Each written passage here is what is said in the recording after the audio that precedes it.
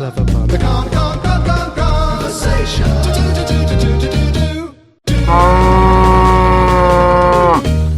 Hello and welcome to the Kongversation. I'm Hyle Russell. And I am Cameron Reigle.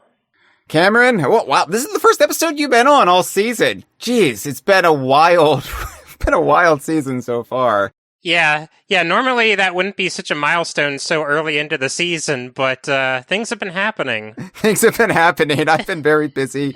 We've all been very busy trying to keep up with everything. But it's funny because heading into the Nintendo Switch 2 Direct on April 2nd, so many people were asking me, obviously, because that's what they do, because that's who I am. They asked me whether or not we would see the new Donkey Kong game. And, me trying to keep everyone cautiously optimistic, but still within reason, and also not to feel a crushing weight of disappointment every single time there's a Nintendo Direct and we don't get the Donkey Kong game from Nintendo EPD announced.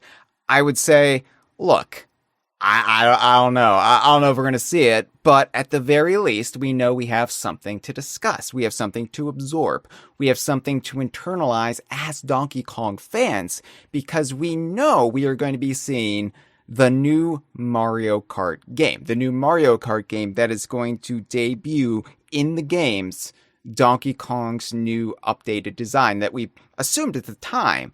I know I did, that it was a change being initiated by Miyamoto, by Nintendo EPD for this new game.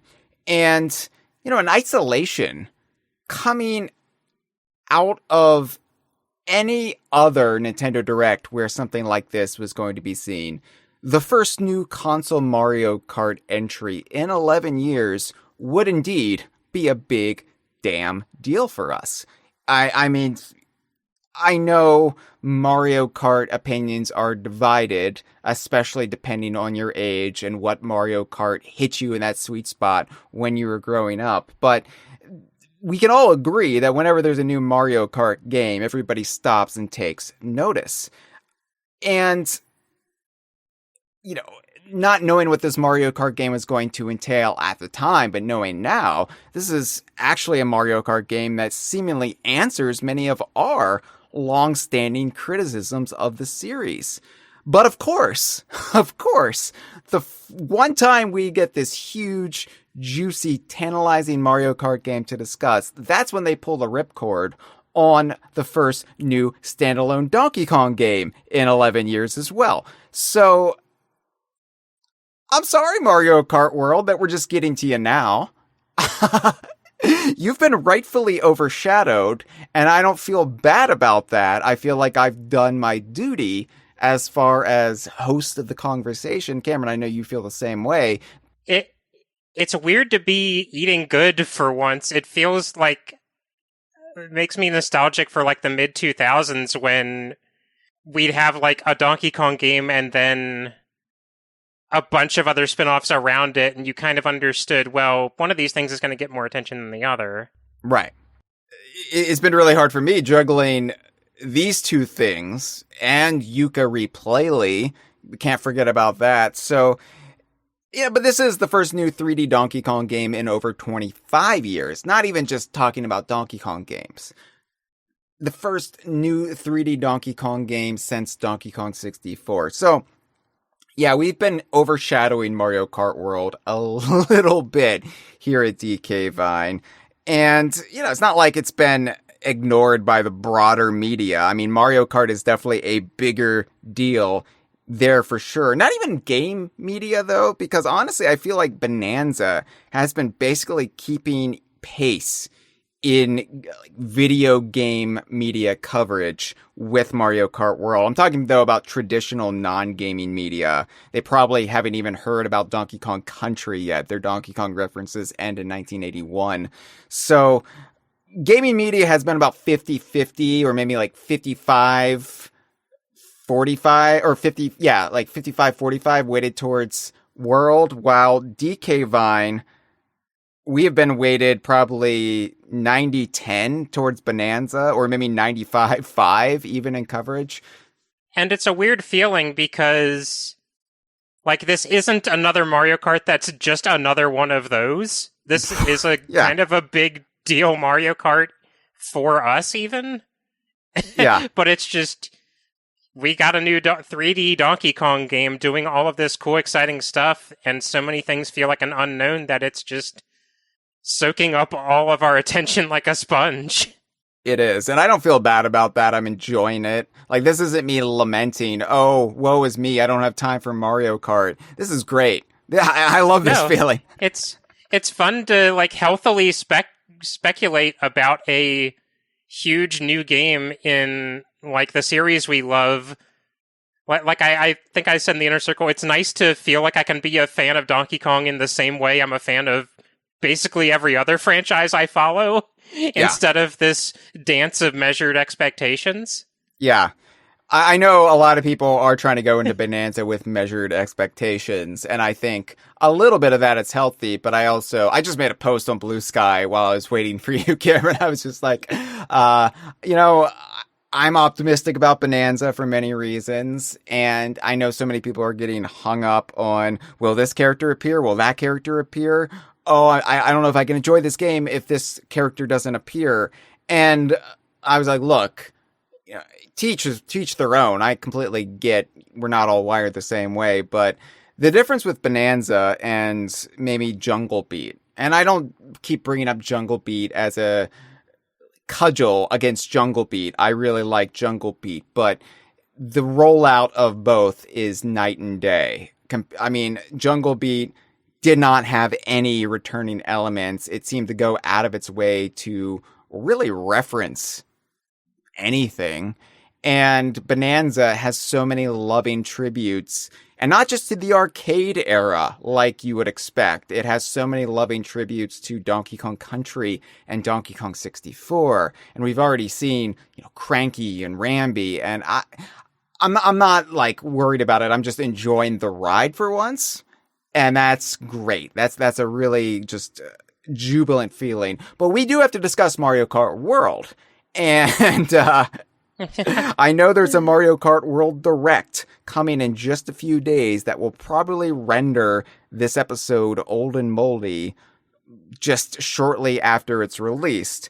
But we haven't discussed Mario Kart World Direct. I brought it up a little bit during that Nintendo Direct episode I did with Malik, but we haven't done any dedicated episodes to it, and I felt like we had to get the first round of info out of the way. So let's do it, Cameron. Let's discuss Mario Kart World, but especially as it pertains to our guy, Donkey Kong. And that will be what we do on this episode of The Kongversation. Before we get into it, really quick, I want to give a shout out to everyone in our live stream. You can listen to episodes of The Kongversation live as we record them if you become a DK Vine patron at the $5 and up tier. Hello to DK Buzzard, hello to Just Andre, hello to Shaded Zeal, hello to Starman Z, first time chatter, along with DK Buzzard, hello to March Rose, hello to the Snake Fighter 64. We will check in with a live stream as we go. If you would like to support DK Vine, support independent Donkey Kong journalism, then please become a DK Vine patron so I can afford a Nintendo Switch too. DKVine.com/Patreon. Let's get into it. Let's go. I'm ready. Now, I mentioned that it's been 11 years since the last new console Mario Kart game. Mario Kart 8 came out on the Wii U only a couple of months after Tropical Freeze did. And granted, in that time, there's been Mario Kart 8 Deluxe on the Switch, a little bit of a glow-up of that game. There's been Mario Kart Tour, which introduced several characters and tracks that would then later be incorporated into Mario Kart 8 Deluxe's Booster Course Pass that kind of got us over the hump over the last few years there. And then there was... what was it? Mario Kart Home Circuit. Yeah, I always forget the name of that because it's more of a novelty, kind of a toys to life, kind of drive around your absurdly spacious living room that nobody... who wasn't born with the trust fund has under the age of 55. We just weren't the target audience for it. Well, of course we weren't, because it didn't have Donkey Kong in it. But Mario Kart 8 is the one that a lot of people consider to be the last mainline Mario Kart game, even though Mario Kart Tour is considered a mainline Mario Kart game. And I know that both you and I, Cameron, felt immensely frustrated by Mario Kart 8 because it was a game that was actually very lovely. It was a lovely entry in the Mario Kart pantheon, but we, long-suffering Diddy Kong Racing fans, long-suffering Donkey Kong fans, but also on some level just fans of the genre of racing games, and specifically those types of racing games, I don't think we were in disagreement that the Mario Kart 8, even in its bare bones, out-of-the-box initial Wii U release, it was the finest Mario Kart game up to that point.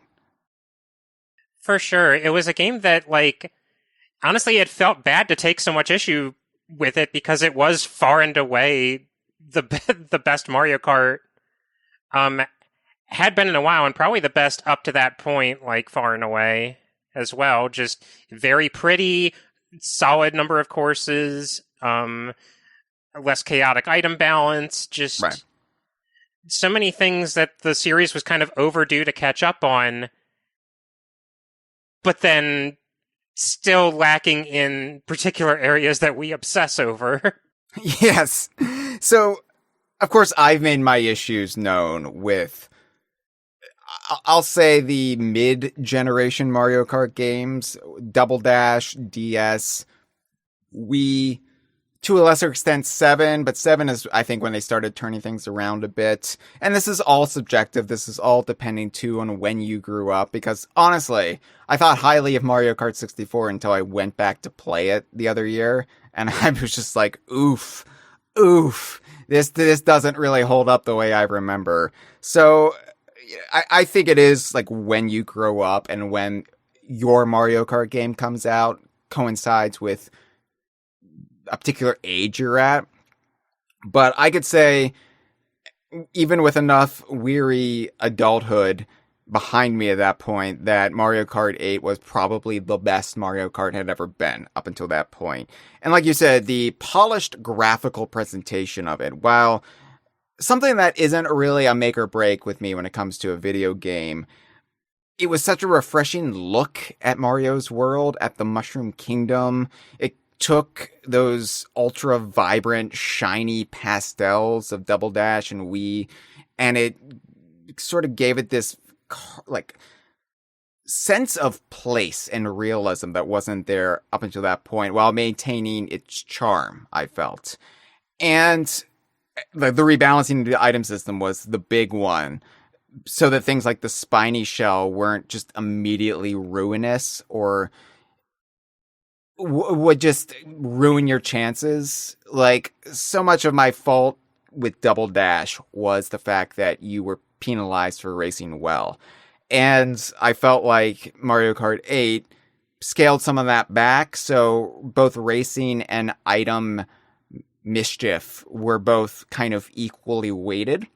And you could also then customize it depending on your whims or playstyle. So, yeah, like, all of that was great. And I knew playing Mario Kart 8 pretty early. Oh, hell, like, this answers a lot of my criticisms. A lot of your criticisms. A lot of DK Vine's criticism in general.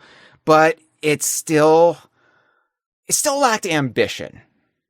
Especially compared to its immediate competitors. And, hey, fair play to Mario Kart, it doesn't really need to worry about its competitors because it has that name brand. It has that built-in user base that they're going to come flocking when there's a new Mario Kart. So it doesn't really have to do as much as your Sonic All-Stars, your Crash Team Racings, or even your Diddy Kong Racings.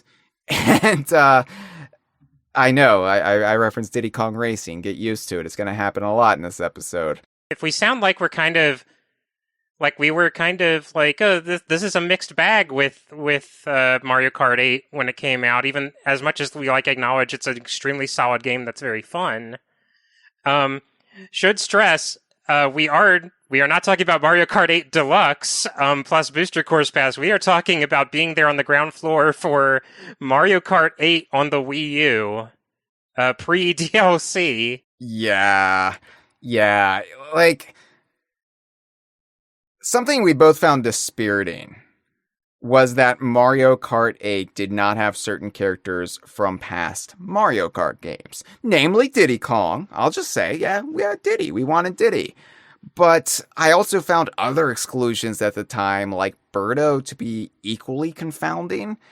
And, you know, that's all, again, we're all going to debate. Nobody's ever going to be happy with the Mario Kart roster. But also, just at its heart, it was still just the same basic formula from Super Mario Kart. There were new bells and whistles for sure, but fundamentally, I felt like they were just locked in this mindset that they'd been in for 21 years. Just, you know, that's 8 core entries, and not even counting the, 3 arcade games at that point. Yeah, Mario Kart 8 was great to play, lovely to look at, but it just felt like it was so unambitious. And I don't know, it was a very, very confusing game for me because of that, because I really, really wanted to like it, and I did like it. But I always just was left feeling, oh, this could be so much more. I'd say what also didn't help that perspective was over the lifespan of Mario Kart 8, because inclusive of all of its various DLCs, expansions, and re-releases, through the life of Mario Kart 8 as a game in the zeitgeist, there were a lot of similar racing games surrounding it, like Sonic and All-Stars Racing Transformed, and Crash Team Racing Nitro Fueled, where I would see a lot of these features and think, well, these are riding very similar to Mario Kart's formula, but having these little extra things to set themselves apart, and I'm kind of feel like I'm staring at the greener grass over here, even though Mario Kart 8's grass is very pretty. It was just, I don't know, 2014 was a weird year, wasn't it? It started with Tropical Freeze, which is great. But then you had that weird critical backlash to Tropical Freeze that greeted its debut, which kind of tampened down on the enthusiasm we should have been feeling. And then there was the drama around Mario Kart 8 and Diddy's exclusion, even though that one magazine said that Diddy was going to be in it. And right, because of course, obviously you would have Diddy Kong. Why wouldn't you? Yeah. It's not like the Mario Kart roster is famously inconsistent game to game, right? Yeah. Then you had the rare layoffs around that same time. Then you had the Super Smash Bros. 4 cycle. Oh my god. It was just a year that it felt like we kept digging in this hole and digging further and further down. And I would even bet some of the long-standing issues we have with Mario Kart 8 could probably be attributed to, and I say this mostly with the evidence of the very, kind of, we have to do something battle mode that was included in the game using the existing tracks. Yes. I think the Wii U was so desperately treading water that just like Mario Kart 7 with the 3DS, there was pressure to, you gotta get a Mario Kart out. You gotta get it out. It needs to be here. Yeah. I see they're talking about the old shitty battle mode in the chat. Freezer brought it up. Yeah. Andre says pre-patch that let you display the map anywhere but the gamepad. Yeah, Mario Kart 8 would nearly be our perfect Mario Kart game, and it kind of got there eventually. Gradually, over a decade, it kind of got there. It did a lot of the things we wanted it to do from the start. The Booster Course Pass was really the tipping point, but even 8 Deluxe, introduced a better battle mode. And the Booster Course Pass, at the very, very, very end, finally gave us Diddy, gave us Funky. Pauline joined the roster from off of Mario Kart Tour. Birdo came in, Petey Piranha, Wiggler, Kamek, and Peachette from off of Mario Kart Tour. So I think I laughed at the screen when Peachette was the last reveal. I just like, okay, you've earned it at this point. Yeah. You've earned a ridiculous character like that. I'm glad you like ridiculous characters, Cameron, because I've got some great news for you. I wanted Dixie, of course. I did want Dixie, but there's always that kind of guilt you carry as a DKU fan, where when you eat a little bit well, like you have a plate that's like 3/4 full, and you're like, oh no, I'm stuffed. I could not eat another bite. Please, you have some. Like, it was like when Banjo and Kazooie got in Smash, and it was like, okay, I'm good. Like, no, like, I'm afraid if we get any more, they're gonna take something away from us. So I'm just running away with what we got. Like, right. I start feeling like a spoiled little kid complaining like you didn't get like 20 presents instead of 19.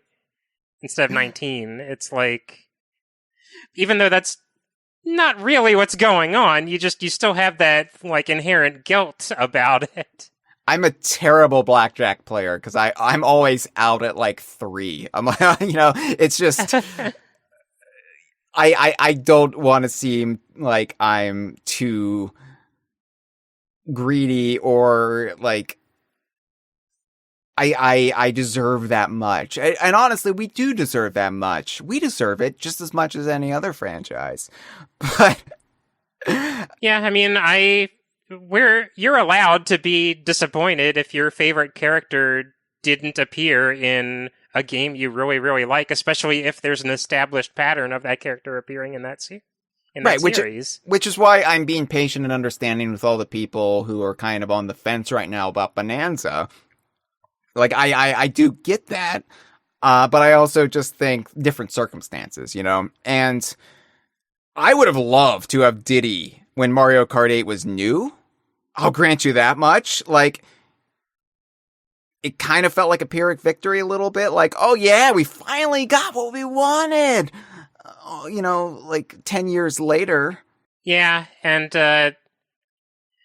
this was sort of my issue with an issue I had with Diddy coming so late, and like I was able to mitigate it because I was very late to adopt Mario Kart 8 Deluxe because I paid full price for Mario Kart 8 when it came out, and I was like, for the longest time in the life of the system, I was like, okay, if you announce Diddy as like a DLC character, I will pick up this game at whatever price it is, but until then, I'm not buying it unless it goes on a deep enough sale. And obviously, I waited a very long time because the game eventually did get enough of an audience with friends of mine, and did eventually get like enough of a discount on a rare weekend that I'm like, okay, I'll bite. But at that point, I was sort of pacing myself once the Booster Course Pass became a thing, because I realized, well, if there's any chance of Diddy getting added to this game, I don't want to have already done everything there is to do in it. Because, well, yeah, I've got my favorite character in Woohoo, but like if I've already played all of the game as like Daisy or something, that's just going to feel like, well, I should have waited, I guess. Mm-hmm. Yeah. For me, it definitely did feel like, oh, I'm kind of already bored with this. So I definitely did play through every track, every cup with Diddy and Funky. And it was just like, yeah, well, this would have been great a decade ago. Yeah. Wow. But at least they did come packaged with new tracks, so it wasn't like wholly there was nothing to do. But yeah, I think I was just bored of the gameplay too. Like Mario Kart 8, like I said, probably the best Mario Kart game up through 8 Deluxe. But yeah, at a certain point, you're just driving around the track and you get it. It's probably more fun as a, multiplayer game, obviously, but even then, it kind of has its limits. And also kind of like a similar thing that affects like every Smash Brothers in a generation, when it it's always informed by when it started in development, because the longer Mario Kart 8's lifespan lasted, the more distracting it became of like, there's nothing from Super Mario Odyssey in this. There's like no New Donk City references. There's like, other than what they could like cram into Pauline when she was finally added in the very last round with Diddy. Yeah. Just, it felt like this is past its date a little bit, as good as it is. Yeah, and don't get me wrong, not sour grapes. I mean, maybe they are sour grapes because Lanky wasn't added, but I did really appreciate Diddy and Funky, and Pauline for that matter, Gem, I know you're listening, come into the game, and it isn't something that I'm salty about because I'm glad it happened at all, right? It's one thing if it took us 10 years in the very, very last wave of DLC to make it happen. It's another thing if it didn't happen at all, and we would just be complaining about it still. Right. So, very glad to be able to pick up Mario Kart 8 Deluxe and play as my favorite characters. Now, let's talk a little bit before we get into World, because I feel like this is an important stepping stone that a lot of more mainstream gamers, or maybe not mainstream, maybe mainstream is the wrong word, maybe they are mainstream gamers playing this game, maybe it's the ultra online Nintendo fandom that is kind of dismissing or overlooking the importance of the evolution of Mario Kart when it comes to Mario Kart Tour. Now, Mario Kart Tour, Cameron, as you know, as you lamented, it's a game we've discussed quite a bit together here on the Kongversation, and I will cop to the fact that it is still my guilty pleasure DKU game. I do still play Mario Kart Tour, Cameron. In my defense, I'm not sitting there hours at a time grinding and grinding and grinding. I play maybe once a day, usually when I'm trying to get to sleep at night. I will wake up and I'll do the daily challenge to get that out of the way. Usually when I'm brushing my teeth or something, life hacking, multitasking. But I do this. I actually alternate between this and the Donkey Kong Country Returns HDified Tetris 99 now when I'm trying to get to sleep at night. It's just kind of a nice, mellow, distracting, low-thought activity. And it is my guilty pleasure, and I'm at rank 98 right now, Cameron. If I can muster it out, I can actually beat the game in the next few days. When the next rank is called early Wednesday morning, if I can get in the top 3 positions in the ranked cup, I will have gotten to rank 99. So close, so close. But I do know it is a cheap, tawdry gacha game. I fully recognize that. Where are my ethics? What the hell is wrong with me? But look, once I realized what the game was, what the game was supposed to be versus where my expectations were coming into a product labeled as Mario Kart, I did find it kind of stimulating to rack up those combos, perform those tricks. I began having fun with it on its level, especially because out of all of the Mario Kart stuff out there, it is the one that has the biggest glut of Donkey Kong stuff. So as a Donkey Kong fan, I can have a good Mario Kart time with so many of my favorite characters and assorted vehicles. So just a really quick recap. You've got Donkey Kong. You've got a Donkey Kong variant costume where he's dressed as a Roman gladiator. More on that in a bit. You've even got a retro sprite of Donkey Kong Jr. from off of Super Mario Kart in there. You've got Diddy, you've got Funky, but you've also got Dixie Kong making her Mario Kart debut in the game, and so far, her only Mario Kart appearance to date. They did add Miis to the game in 2022, and so I can have my me in there wearing the Donkey Kong me racing suit, which is obviously a go-to. When I can't play as a Kong, I can usually pull out a me and have some sort of Donkey Kong flair with it. And carts and gliders are bountiful in the game. There are only carts, there are no bikes or ATVs, but they've got so many carts you're really not left wanting.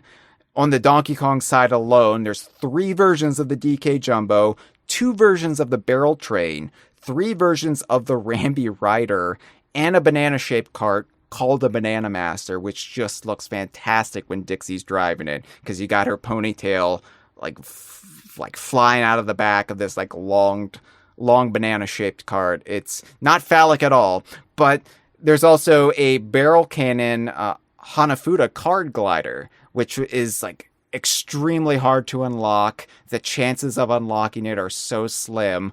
I was just gobsmacked when I got it.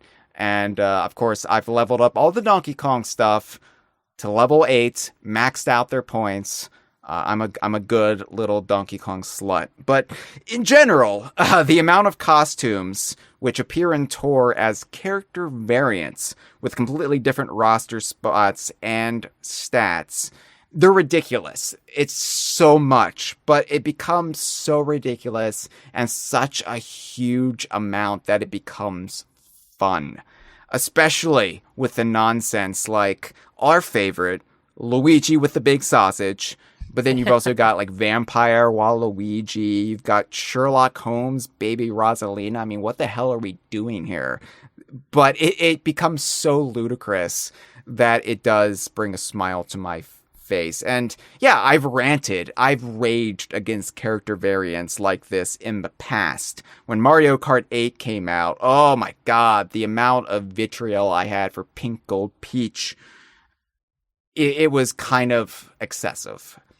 But I feel like it's different when the roster itself is practically limitless, when it doesn't feel like they're cutting corners, when it feels like nobody is being excluded because of time constraints or just weird developmental oversight. And that's part of the fun, that collecting aspect. Like, oh, I gotta get them all, you know? Yeah, it's different when it feels like Astronaut Mario did not happen instead of like Diddy Kong in Mario Kart Tour. Yeah. It's like the gacha aspect, yes. It preys on the consumer. I'm not advocating for it, but the actual collecting aspect can be exhilarating so long as you don't let it become financially ruinous for you. So, you know, Mario Kart Tour responsibly, everybody. But yeah, I played Mario Kart Tour for quite a while, and I eventually fell out of it because I just kind of the gameplay loop sort of became diminishing returns for me, and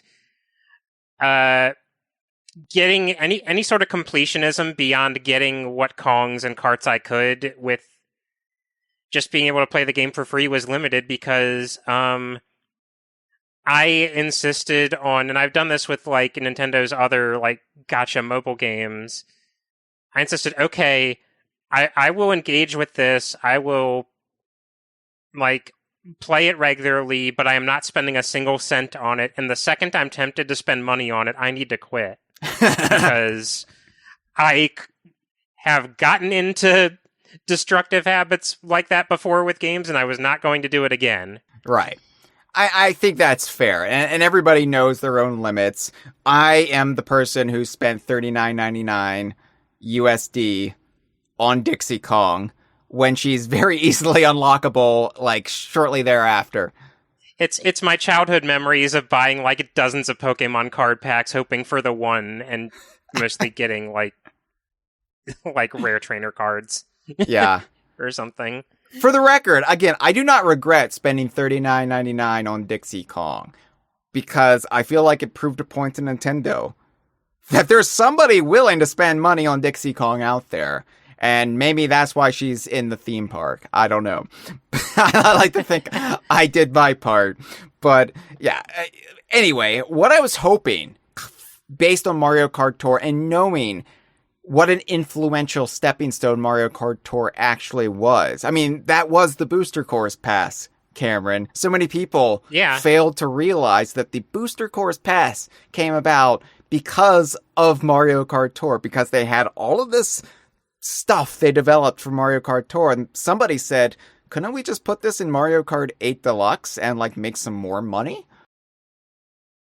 Yeah, and there was a lot of to-do about people like analyzing the aesthetics of the tracks and pointing out these aren't really a match to the tracks that were in the base game, and well, it's because they were repurposing assets they had from Tour and giving them kind of a once over. But you know, in the name of more content in a game way past its natural lifespan, and with our like a talking point from both of us, like on Tour, certainly because we spent several episodes of the conversation devoted to it. A common refrain between the both of us was, this stuff in Tour was really cool. I wish it was in a more traditional Mario Kart game too. Yeah. And so one of the things I was hoping and actually predicting they would do with the next Mario Kart game that we were predicting would be kind of there at launch for the Switch too. I remember that was my go-to prediction, was I think they're going to lead with Mario Kart. One of my predictions and hopes was that we would see some of that costuming. Maybe not as actual full-fledged character variants, but as costumes that you could maybe unlock or, log forbid, even purchase in a shop in the next Mario Kart game. Because I was like, there's so much fun elements in Mario Kart Tour, even removing the monetary drain it could have on people, especially when it came out. Like when Mario Kart Tour was new and it was really more of a traditional gacha game, they kind of dialed some of that back. And setting like all my cynicism aside, seeing like established like big name mascot characters like the Mario Cast in silly costumes and vacation wear is fun. It's just charming. One of the things I like is when they do put these very conservative with a lower C, like mascots who you never see unchanging in different clothes. Like when Mario's wearing golfing clothes, it's fun. It's like, wow, he's almost like a real person now. He changes his clothes. So like, I would love to see that in a more traditional Mario Kart game. So that was one of my predictions, is they're going to take the lessons and the minor mints I'm sure they've made from Mario Kart Tour and apply those lessons to the next console Mario Kart game. And so here we are with Mario Kart World. And can I just say, love the name. So glad it wasn't Mario Kart 9 or Mario Kart 10 or whatever. I figured it wouldn't be. I figured they were going to go with an actual, not subtitle, but an actual, like, word to use as the signifier rather than another number. For sure. I do confess my brain keeps wanting to autocomplete it as Mario Kart World Tour. But obviously they're not going to have Tour in the name because they already used that. For me, it's been very hard because on DK Vine, we use game abbreviations in our news stories and database. And so every time I have to tag this game, I accidentally tag Mario Kart Wii. So I had to come up with a new abbreviation. So I think it's MKWD, just to set it apart. Kind of like how we, had Star Fox Assault right after Star Fox Adventures. And so we abbreviated it SFAS to kind of set it apart from Star Fox Adventures, and so we wouldn't conflate the two. Anyway, yeah, Mario Kart World, great name, and it immediately sells what it is to a skeptical public. What makes this different from the Mario Kart 8 that we can buy for the Switch and play on the Switch too? Yeah, we kind of talked about this off the air, but I feel like this is a very like self-aware direction to take Mario Kart, I think, because I've long complained that, as is detailed on hours of conversations at this point, that Mario Kart kind of feels like takes years and years to have any kind make significant advancements or change up the formula because there's no real pressure for it to. Mario Kart will always be the best-selling like mascot kart racing game on brand recognition alone. But when the Nintendo Switch was wildly successful, Mario Kart 8 Deluxe was by a wide margin its best-selling title. It's a game that looks very pretty. I'd say mostly still holds up even today, with some exceptions, including Donkey Kong himself. And the most of the Nintendo Switch library is backwards compatible with your like big shiny new console, the Nintendo Switch 2, and the launch game is another Mario Kart. Well, you have a problem, which is how do you justify a new Mario Kart game, like marketing a new Mario Kart game, particularly one that costs $80, to a public that could just tell you, well, we already have Mario Kart 8 Deluxe. We have Mario Kart at home, and it's the last one. Yeah, I completely agree. We have Mario Kart at home, and it's Mario Kart Home Circuit. This new direction really feels like they felt the pressure from that. Absolutely, as they should. And that's the thing, like Mario Kart 8 Deluxe, like I'm sure it's not going to be available in stores after a certain point, but it's not going to be delisted. People are still going to be playing it. And I do like that they have the option, you know, if you want a more traditional Mario Kart experience, well, this had gotten content up till the end of 2023, so here you go. You know, it's Mario Kart 8 Deluxe. Yeah. It's even kind of a nice position where Mario Kart World is it seems to be doing something very different for Mario Kart 8 Deluxe, but also in a way where I don't feel like it immediately renders Mario Kart 8 Deluxe redundant. You might have a preference for the way Mario Kart 8 Deluxe plays, and I think that's fine. Honestly, the way it all shook out, with the Wii U being this flop, with the Switch being astronomically successful, and Mario Kart 8 kind of getting artificially prolonged in its life to the point where it is still like one of the best selling video games on the stands to this day. This kind of forced Nintendo to innovate Mario Kart, and they couldn't rest on their laurels for the very first time because they had to justify having another Mario Kart on effectively the same system again. I know it's a new console, I know it's a more powerful console, but it is much more of a lateral move than Nintendo's ever had before. You can make the argument going from the Wii to the Wii U, but I would say this is a lot more linear, a lot more. Not for nothing, it's the first time they've just put a number in front of the old console for the naming scheme. Yeah, for sure. Wisely, I'd say. Yeah. Considering the last time that they chose not to do that. Yeah, it was confusing, for sure, and this very much readily communicates what this is. This is a continuation. This is an upgrade, but it's a continuation. And all of the, like, main library, mostly weird, errant games are not going to be backwards compatible, and Nintendo's looking to fix that, but pretty much. Like, I think the big one that's, like, not compatible at the moment is like some of the Labo games, because they required physical cardboard interaction with your Switch itself, and like, understandably, maybe that's not gonna fly right away.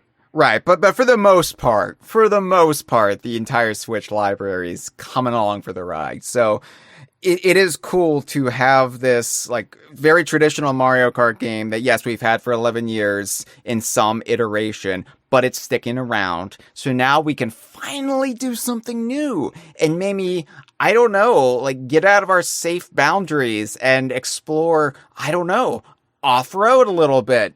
So let's talk about Mario Kart World and some of the big changes that are exciting us. Longtime fans, but very stodgy critics of the Mario Kart franchise. Starting small first, the size of the races, they have expanded to 24 drivers, doubling from 8-12, which, good, because it definitely leaves room for more characters, just on the roster alone.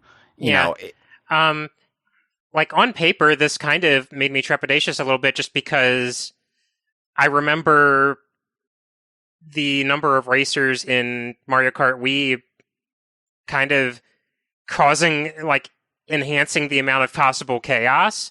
But seeing gameplay footage of this, it feels very mechanically like how Mario Kart 8 did, where I don't feel like you get pelted with items every few seconds to feel like, well, this is just a cavalcade of me getting bashed over and over again, more than actual driving.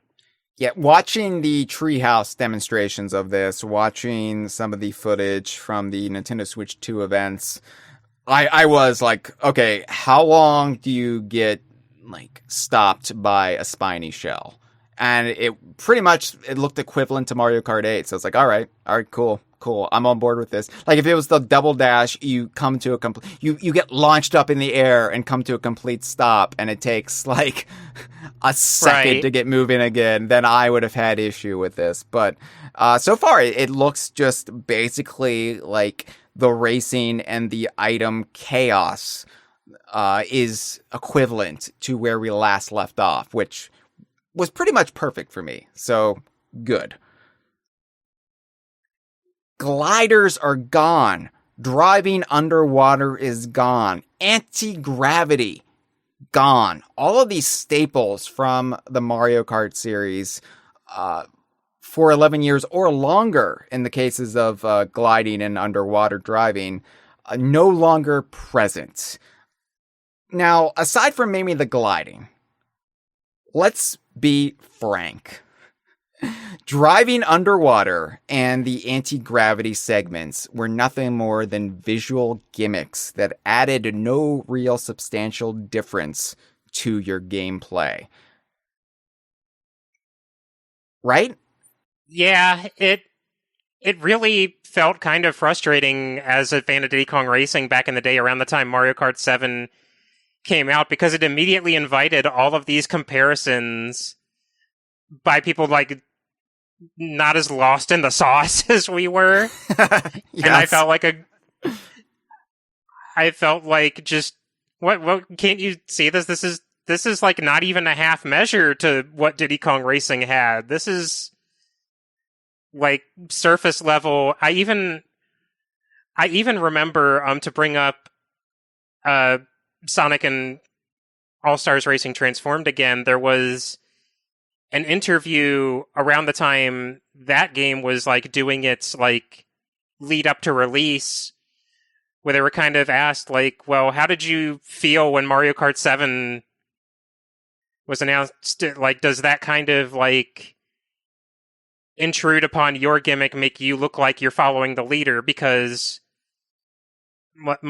for those who don't know, Sonic and All-Stars Racing Transform's primary gimmick is your car transforms into a plane or a boat as you race.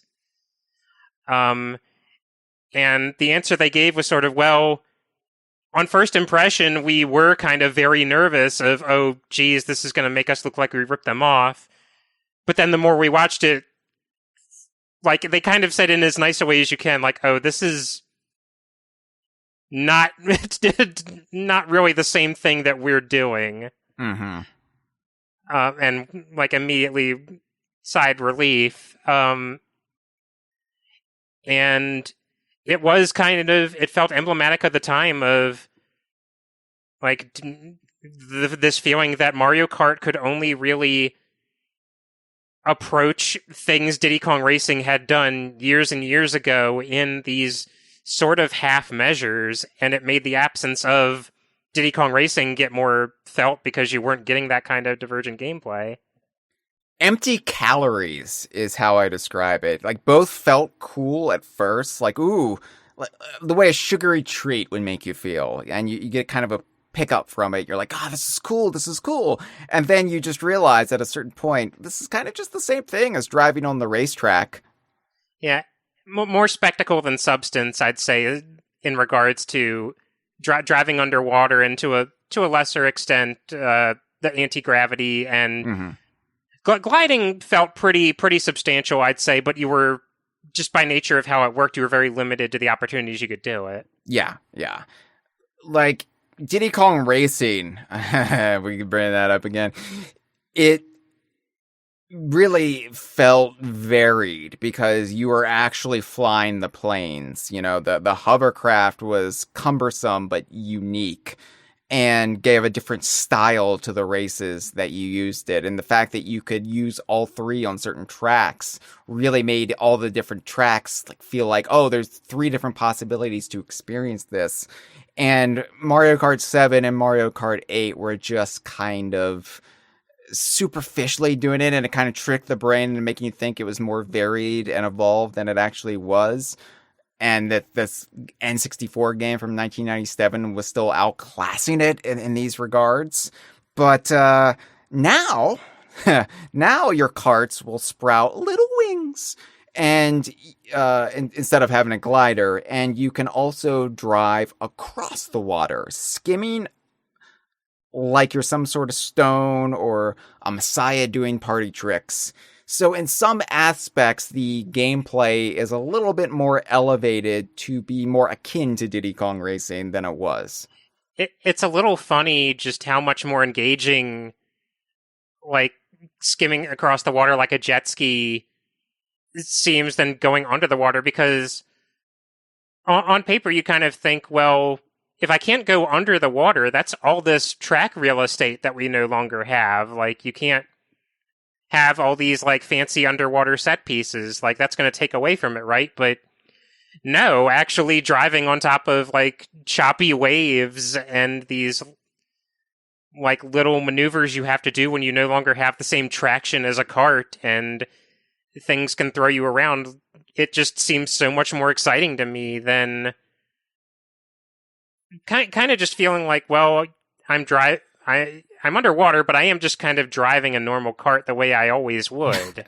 There's not even any resistance when you're doing it like you would when you're actually like half a mile under the ocean or whatever. Yeah. Like, I don't ever see Luigi getting the bends, you know? His big sausage is always straight. So I'm really, really fond of this change. It is more like Diddy Kong Racing. Not quite there because, you know, the planes, but I don't know. So far, I'm liking what I see out of this. I haven't played it myself. None of us have. But it is intriguing from everything that we've glimpsed. And instead of anti-gravity, the big new thing, and as a tour veteran, I love this. You're performing Tony Hawk style tricks with your vehicles, like you're driving up on walls or you're grinding on rails.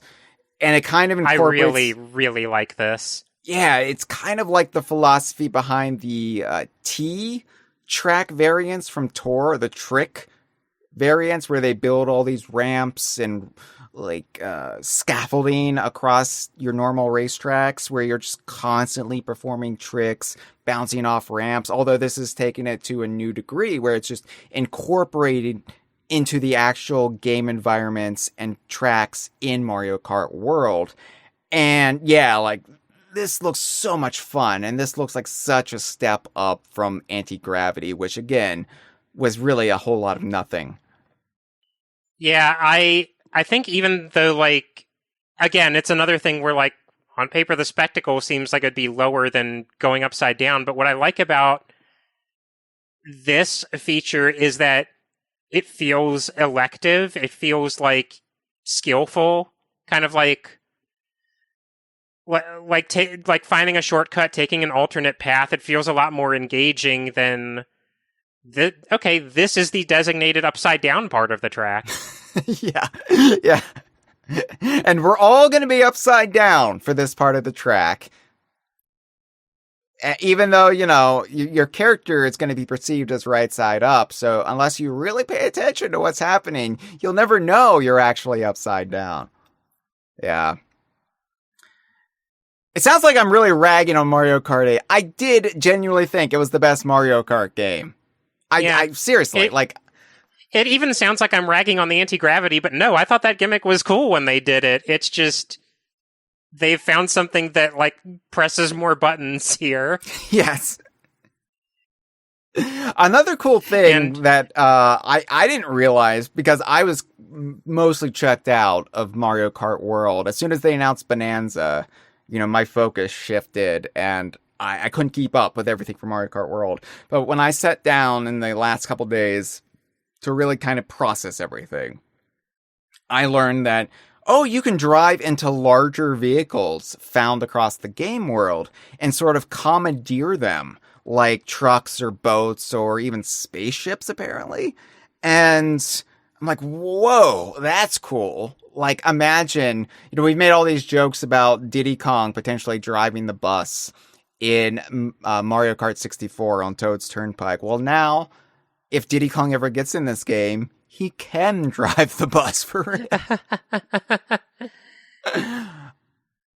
I don't know. I think a little bit of that comes back around to the trailer for Donkey Kong Racing and what Rare said Donkey Kong Racing is going to entail, potentially riding on one steed and then jumping on another. Not quite, because you're just kind of temporarily taking over something that's just pre-existing. It's not like you're switching carts midstream or knocking another driver off their cart, but it's getting closer.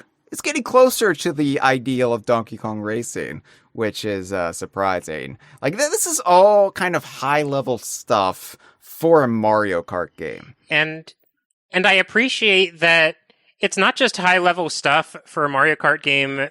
It's reminding me of Diddy Kong Racing in some ways, but it no longer feels like these are mechanically playing catch up with a game from 1997. This feels like Mario Kart doing its own thing to evolve its formula, play with new tricks, and succeeding in a way that doesn't feel like it's just taking baby steps all the time. It's exciting. It's fun.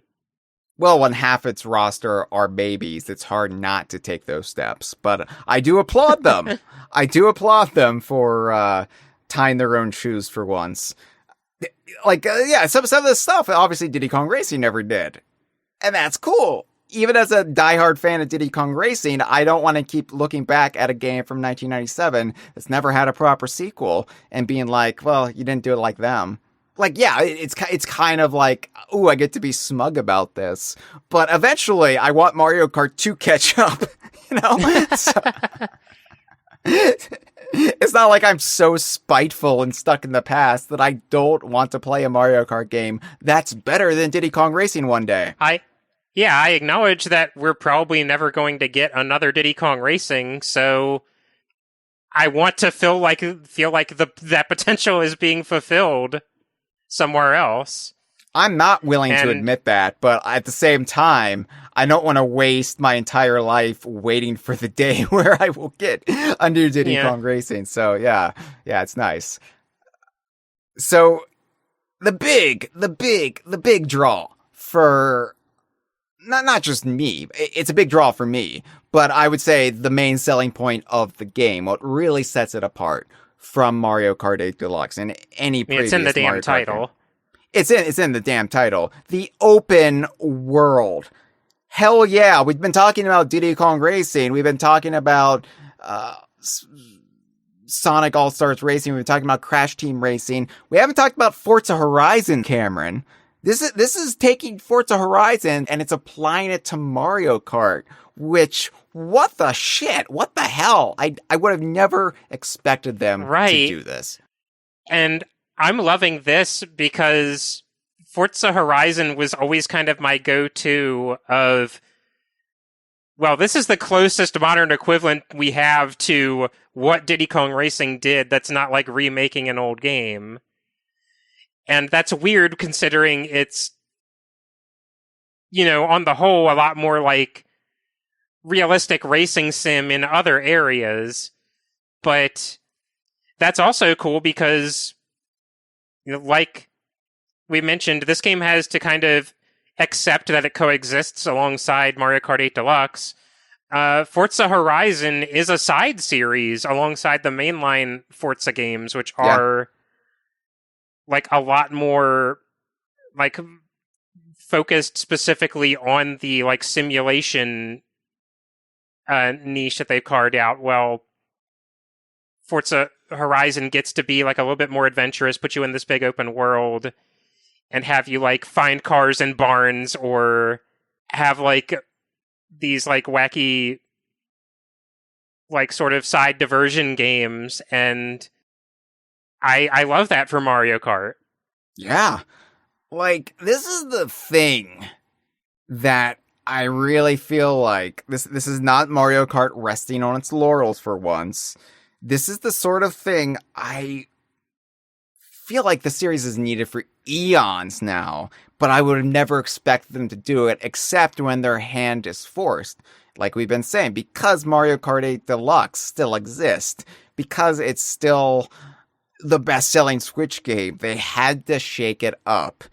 And yeah, this is the first time I feel like Mario Kart actually improves upon what Diddy Kong Racing did in something. And I'm all for it. This is the kind of thing I've longed for since playing Mario Kart 64 and falling in love with that. Now, Mario Kart World takes place on one big continent, maybe one big island. You know, I don't know what you consider a continent versus an island. I don't know. I'm curious to know if this will be a named location. Yeah. Because it does seem like they have been very careful, I think, among the returning tracks, and this is something I appreciate, to not make you question, gee, this track took place in an established location I know. Why is it here on this hitherto unseen continent? This is the rare, I think the only Mario Kart game where I have had the thought, oh, it's a good thing that they didn't use one of the Donkey Kong tracks that's obviously on Donkey Kong Island in a jungle. Yeah. No, same thoughts, of course. There are a few minor quibbles that can be had with this, and some of the tracks they selected, I'll get into that in a little bit, but not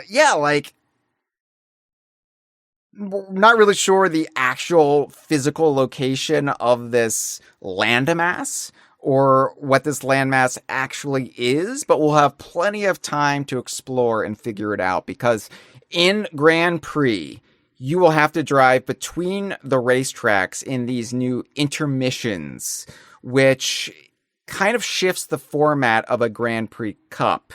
So, traditionally in a Mario Kart game, you got 4 races, and traditionally they're 3 laps each. But now, apparently the way it's broken down is that the first racetrack, the first course, will have the traditional 3 laps. But then it's followed up with 2 laps that are just sectioned areas of this in-between space from one track to the next, with the 3rd lap being the actual race course you were driving to. And then that continues until the end of the cup. Which is wild to me, because in addition to all of the named racetracks in this game, you have this in-between area that also serves as racetracks. And just the size alone, it's kind of bewildering to me that a Mario Kart game is launching with this amount of heft behind it. For sure, and it also means that they have to make these intermission areas interesting. They can't just be a straight shot to the next race course.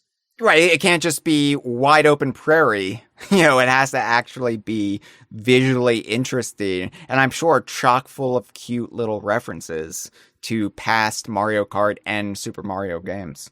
For sure, and this is one of those things where I'm curious to know how that's going to feel in practice, because even with what I've seen in the directs, I'm how is this going to actually feel to play?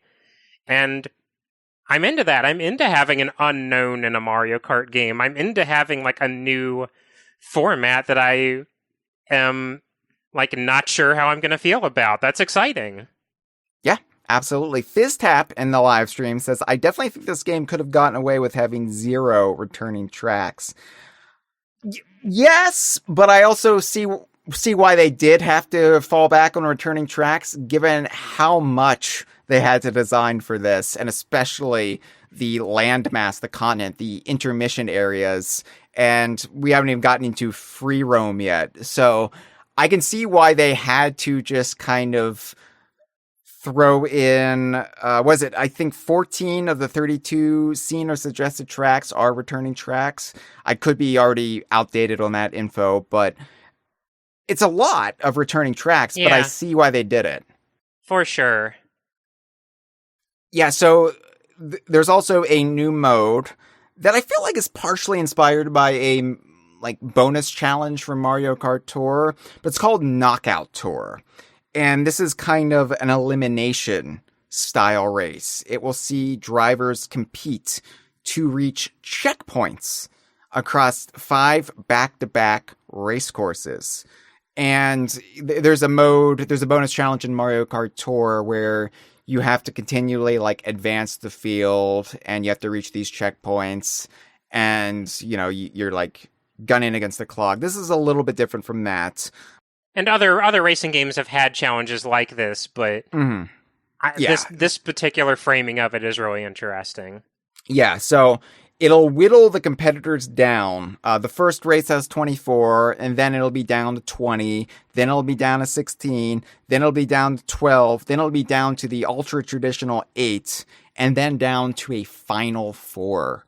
So that sounds really interesting as far as, like, upending the very staid Mario Kart dynamics, and it should be really fun to play with others too. Like get an actual group of 24 people in there and actually have a knockout tour round.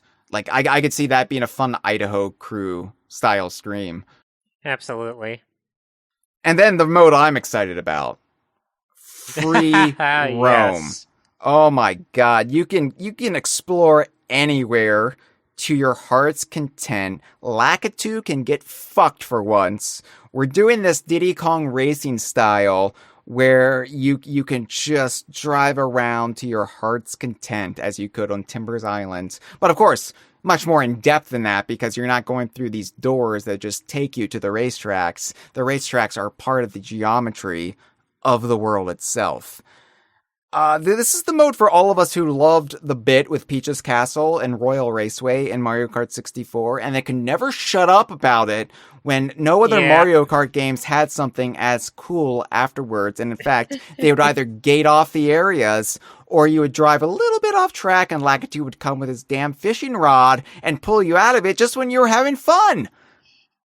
Yeah, it really was one of those, like, irreparable like childhood moments of before you understand how video games actually work, that feeling of driving slightly off the track and seeing the exact same Peach's Castle that you saw in Super Mario 64 and just thinking to yourself, man, all of those paintings and all of that castle interior is like, it's all right there, just out of reach if I weren't fucking around on this racetrack. And yeah, like, obviously I knew in early 1997 playing Mario Kart 64 that it wasn't actually there. But your brain could suspend disbelief. You could buy into the fantasy that Donkey Kong was right there where Mario was just a few months earlier. And yeah, if you could just get through that door, then it could be Donkey Kong going on this wild 3D adventure. Imagine Donkey Kong in his own 3D adventure. So that was like my N64 livelihood up until Diddy Kong Racing, was driving around Royal Raceway's castle courtyard with Donkey Kong and having Lakitu, you know, come down and like say, no, you're going the wrong way. Turn around. I'm like, I don't care. I don't care. I'm having fun. Like, I'm not involved in this race anymore. I abstain. It probably says something about the kind of player I am that one of the most exciting things for me in the Treehouse gameplay they showed was showing off a bit of the free roam, and they go to one of the areas with like the Yoshi diners that serve the humongous stacks of burgers.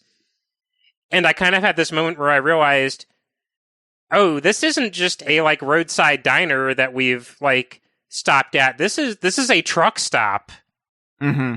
This is like a realized place in the world with like a very like mundane purpose that makes the world feel lived in, and like that ticks the like Banjo fan boxes in me. I adore that kind of stuff. Oh yeah, like the Rare in general. Like the thing about Rare and the DKU as a whole, given how foundational Rare was, you know, in establishing the DKU, even when it goes beyond their purview, that kind of DNA is still in there, is that the DKU is basically just slightly askew from our own reality, including the mundane aspects of it.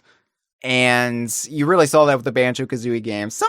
Some in Conquer, Ukulele, it's very persistent, but just like characters who are just going about their lives, and they have stupid little concerns like the rest of us, and they'll misinterpret what the heroes are doing and think they're door-to-door salesmen, or they're at their, you know, just stuff like that. I really appreciate stuff that makes the reality I'm playing feel more real. And to have that in a Mario Kart game, to have that in a Mario game that's not an RPG at all is still surreal. And I know they've been better about that. Like, my traditional complaint about Mario games as they existed for the longest time was they are kind of video game obstacle courses. They don't feel like real locations.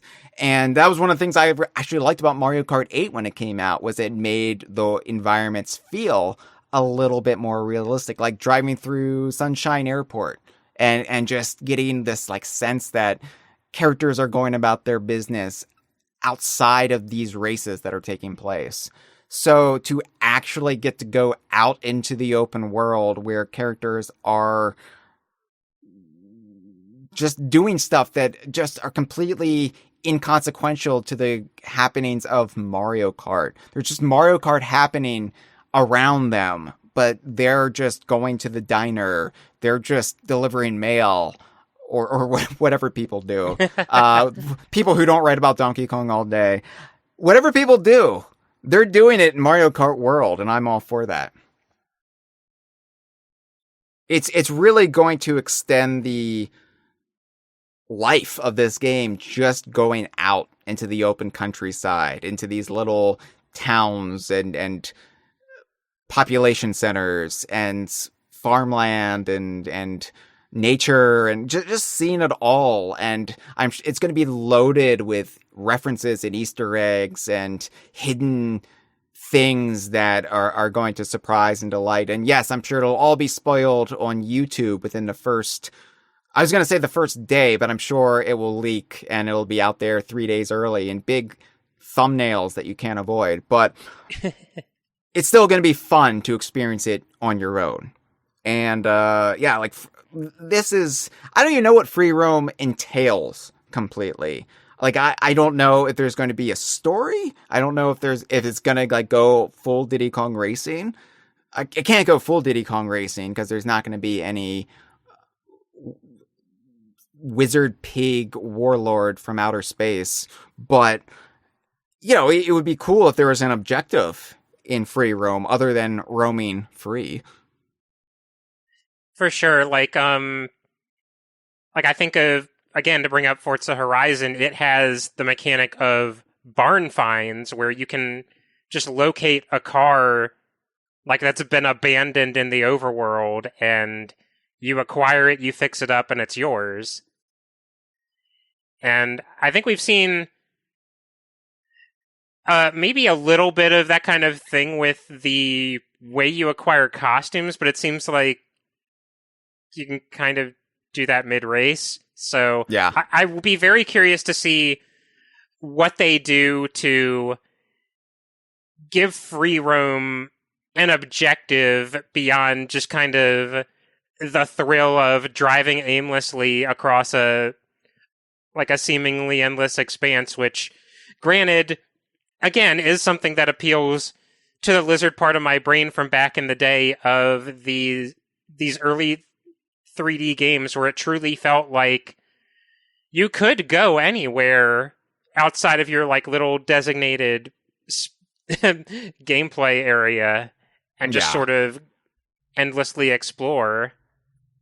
In the live stream, Zane Plays 64 says, Forza Horizon 3 through 5 are probably the racing games I put the most time in outside of Nintendo franchises, so I'm very happy with the direction Mario Kart World is taking so far. Yeah, and having been to a couple E3s with Cameron, I know Cameron, your experiences with the Forza series, I know when they would drop those cars on us from the ceiling at E3, and I would be like, "What the hell is this?" And you'd be like, "Oh, Forza." So I thought of you when I saw what Mario Kart World actually entailed. I was like, "Oh my!" Even just thinking beyond my own wants and needs, I was thinking, "Oh, Cameron's gonna love this." Yeah, it's funny. There's even a slight bit of a parody between Forza Horizon and this game in a way I didn't expect. And this is going to go off on a bit of a tangent, but so a little info about me. From childhood, I've kind of been conditioned just from growing up around them that my favorite car ever is the Volkswagen Beetle. Uh-huh. I just like a silly tiny round car. And for a long time, it was kind of in the Forza main games. I would enjoy playing them, but that was a car you could not reliably expect to be in them. Cause it was more about the high profile vintage cars that were into racing, or just whatever they could get the license to. You couldn't reliably expect them. And the first Forza Horizon got on my radar because, oh, hey, there is a little, puttering Volkswagen Beetle in this game. And that got me on board. And for similar reasons, because it is a very similarly designed type of vehicle, I really liked the monster from Famicom Grand Prix 2 3D Hot Rally, which got an homage in Mario Kart Wii in the form of the Tiny Titan car. And that was immediately my favorite vehicle in that game, but only the very small characters could drive it, so not even Diddy. And then it disappeared from every subsequent Mario Kart. To my surprise, Diddy Watch did not pay off watching this reveal for Mario Kart World. But what should I see? The Tiny Titan is back. What should I see? This is one of those things that's only excites me, but I'm so giddy about it. I'm a little bit different than you, Cameron, but I can kind of relate in that my favorite car is probably the Mini Cooper, only because of the miniature Cooper soup from Grab by the Goalies. Yeah, I like the Mini Coopers too. I like a small little British car. Yeah, same. I'm never one that I need to prove anything with a big, extra vehicle that's jacked up. No, give me something small and efficient that's a little sleek, a little stylish, but I'll stay low to the ground, whatever. And it's all the funnier because I am, as you know, a very tall person that I keep gravitating toward these tiny European vehicles. Right, I first met Cameron and I'm just oh wow, I either Cameron is very tall or I'm very, very tiny. And is why when I met Jeff at E3 2019 in person for the first time and we were of equivalent height, I was like, okay, I feel a little bit more like I'm not some sort of like novelty, like perspective skew when I'm standing next to the camera now. Now, the DK Vine staff is not a Russian nesting doll. All right. Well, yeah, very excited about free roam. Of course, I'm probably going to just completely eschew racing for a bit when I first get Mario Kart World and just pretty much exclusively try out free roam. But let's talk about the tracks a little bit. Now, I don't want to discuss all of the tracks seen in the game in screenshots, in treehouse footage, in all of the uploaded footage from these Nintendo Switch 2 demos that people are playing. I'm sure we'll have like a 5-hour episode where we talk about every single one when the game is out. Yeah, that's the thing. This isn't our last Mario Kart World episode of this season. So, like, I feel like it would be redundant at this point, preemptively redundant, to get into all of them, and especially because we haven't actually played the game ourselves. So what really expertise can we add to this? Also, I don't want to spoil all the tracks necessarily for the people. If you haven't been keeping up with everything, as I haven't, but, you know, some things you want to experience for the first time yourself. So, like, I do want to address the DK or DK related or DK adjacent stages that have appeared or been announced thus far. And the first one we saw in the actual Nintendo Direct in the Mario Kart World segment, and it was a little hard to suss out what it was at first, and then we saw it actually on the track select screen for the Mushroom Cup. DK Spaceport. DK Spaceport is a new Donkey Kong track, the first new Donkey Kong track in a Mario Kart game since Mario Kart 7. And it is ostensibly a Donkey Kong arcade themed track with a delightful twist. And we've never seen a DK arcade track in Mario Kart in its entire history, which seems so bizarre to me. Yeah. I recall, like, in our Mario Kart Tour speculation about the MOB DK track, which turned out to have nothing to do with DK, that we considered, like, they could do a DK arcade course because, one, the aesthetic of DK Arcade is very adaptable to what has to be for phone hardware reasons, low spec, racetrack aesthetic. But we also kind of had to acknowledge it feels weird that Mario Kart has never really broached this at all, because it's a set piece that has existed literally as long as Mario has.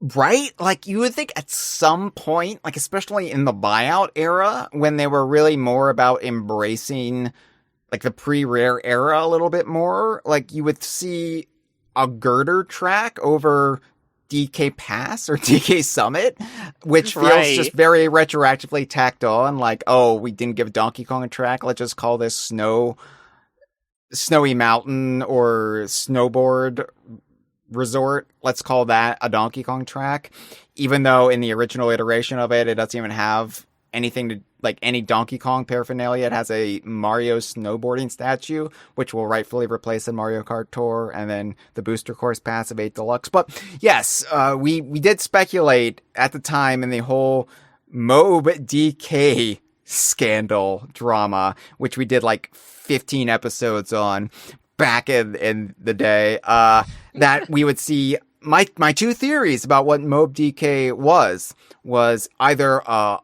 arcade, like girder construction site, or our first glimpse potentially at what Donkey Kong EPD, i.e. Bananza, could be. But it turned out to be a pipe-based course, and DK wasn't referring to Donkey Kong, and we were all foolish as a result. But I don't regret that. It was a foundational chapter in my life. I became a better person because of it. But what I love, we didn't form an angry mob over it. Thankfully, by that point, we were the only ones who cared about Mario Kart Tour. So, what I love about DK Spaceport is that this doesn't further complicate the very messy setting of DK Arcade. Where does Donkey Kong Arcade take place? Could it be Big Ape City? Could it be New Donk City? Could it be New York City, even?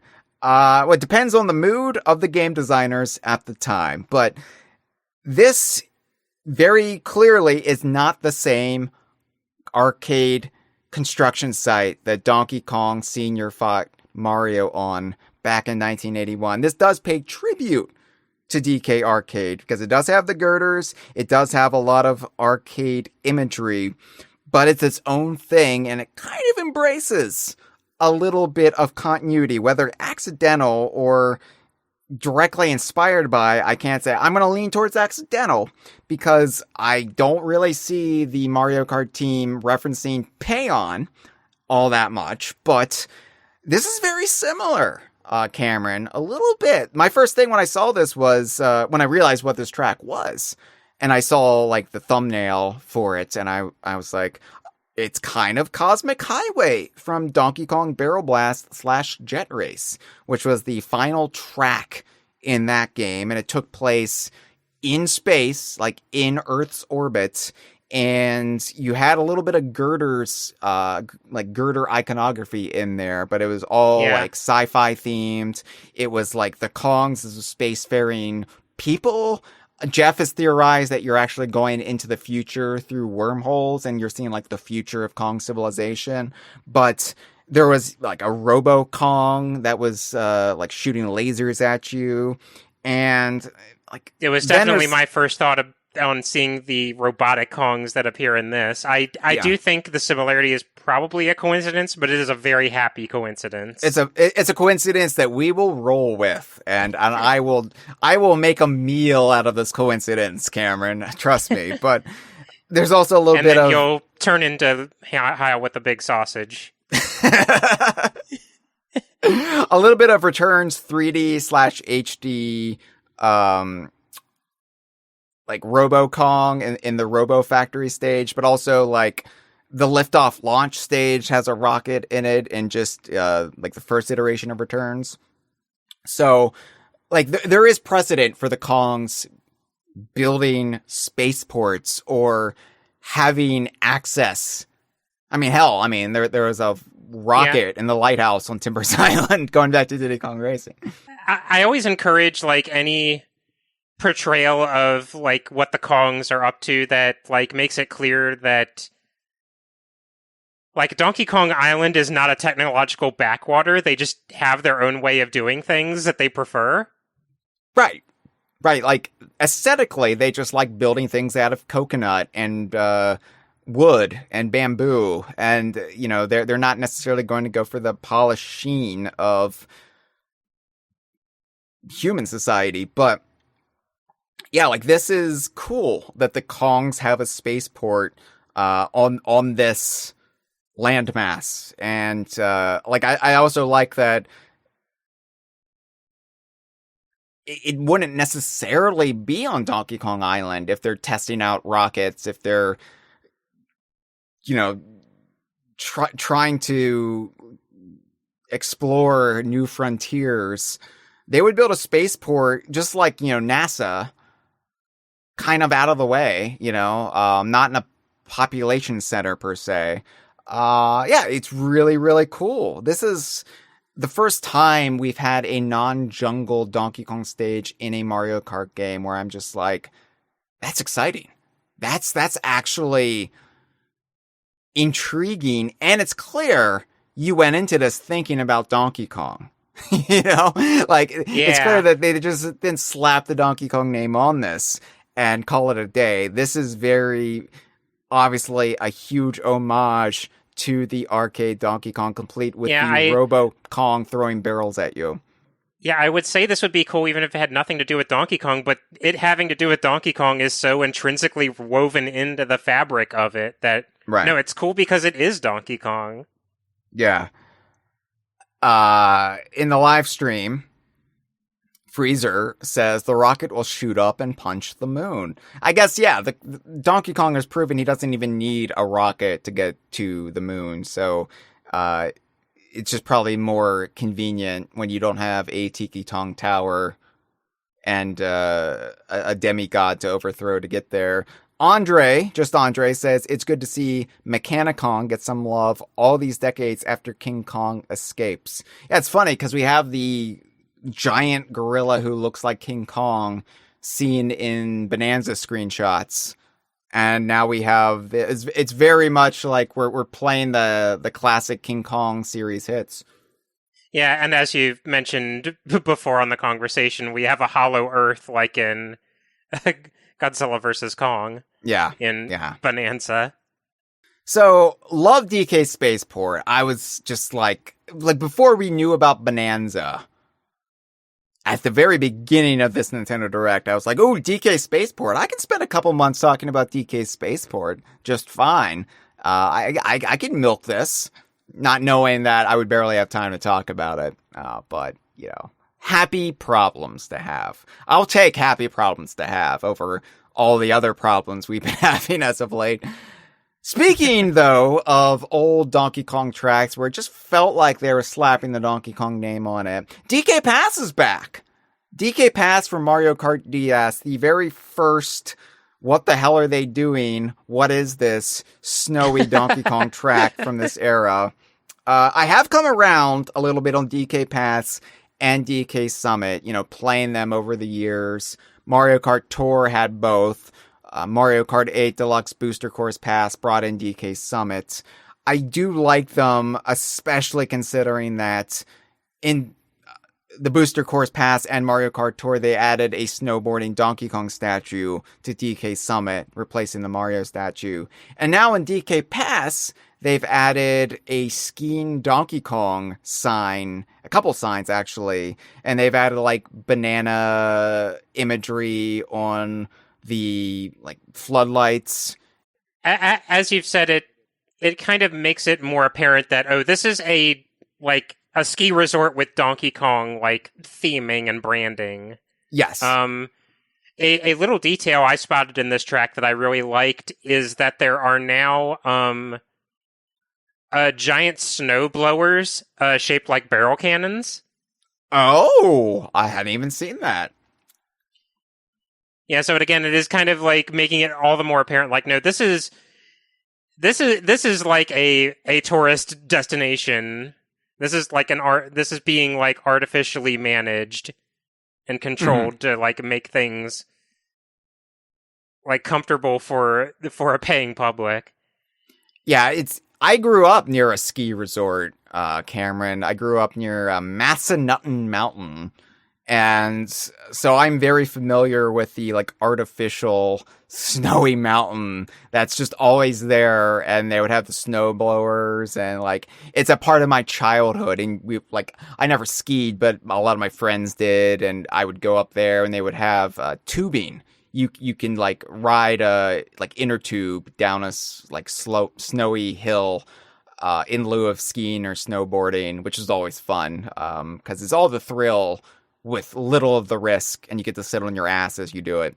But yeah, so I'm all about a nice ski resort. Now, it was mentioned by Freezer in, I believe, the Inner Circle that this disrupts my personal headcanon, because my headcanon is that, or was, or maybe still is, I don't know, DK Pass and DK Summit actually existed on the Monkey Mountains. I believe Freezer, she said Gorilla Glacier, but of course that's nonsense, because how could it still be there if Gorilla Glacier had that volcanic eruption rupturing all like the infrastructure of it in 2010. But I said it was the Monkey Mountains because it does tie in with Donkey Konga 2, which established a ski resort, and Donkey Konga 2 seems to parallel the Donkey Kong Land worlds.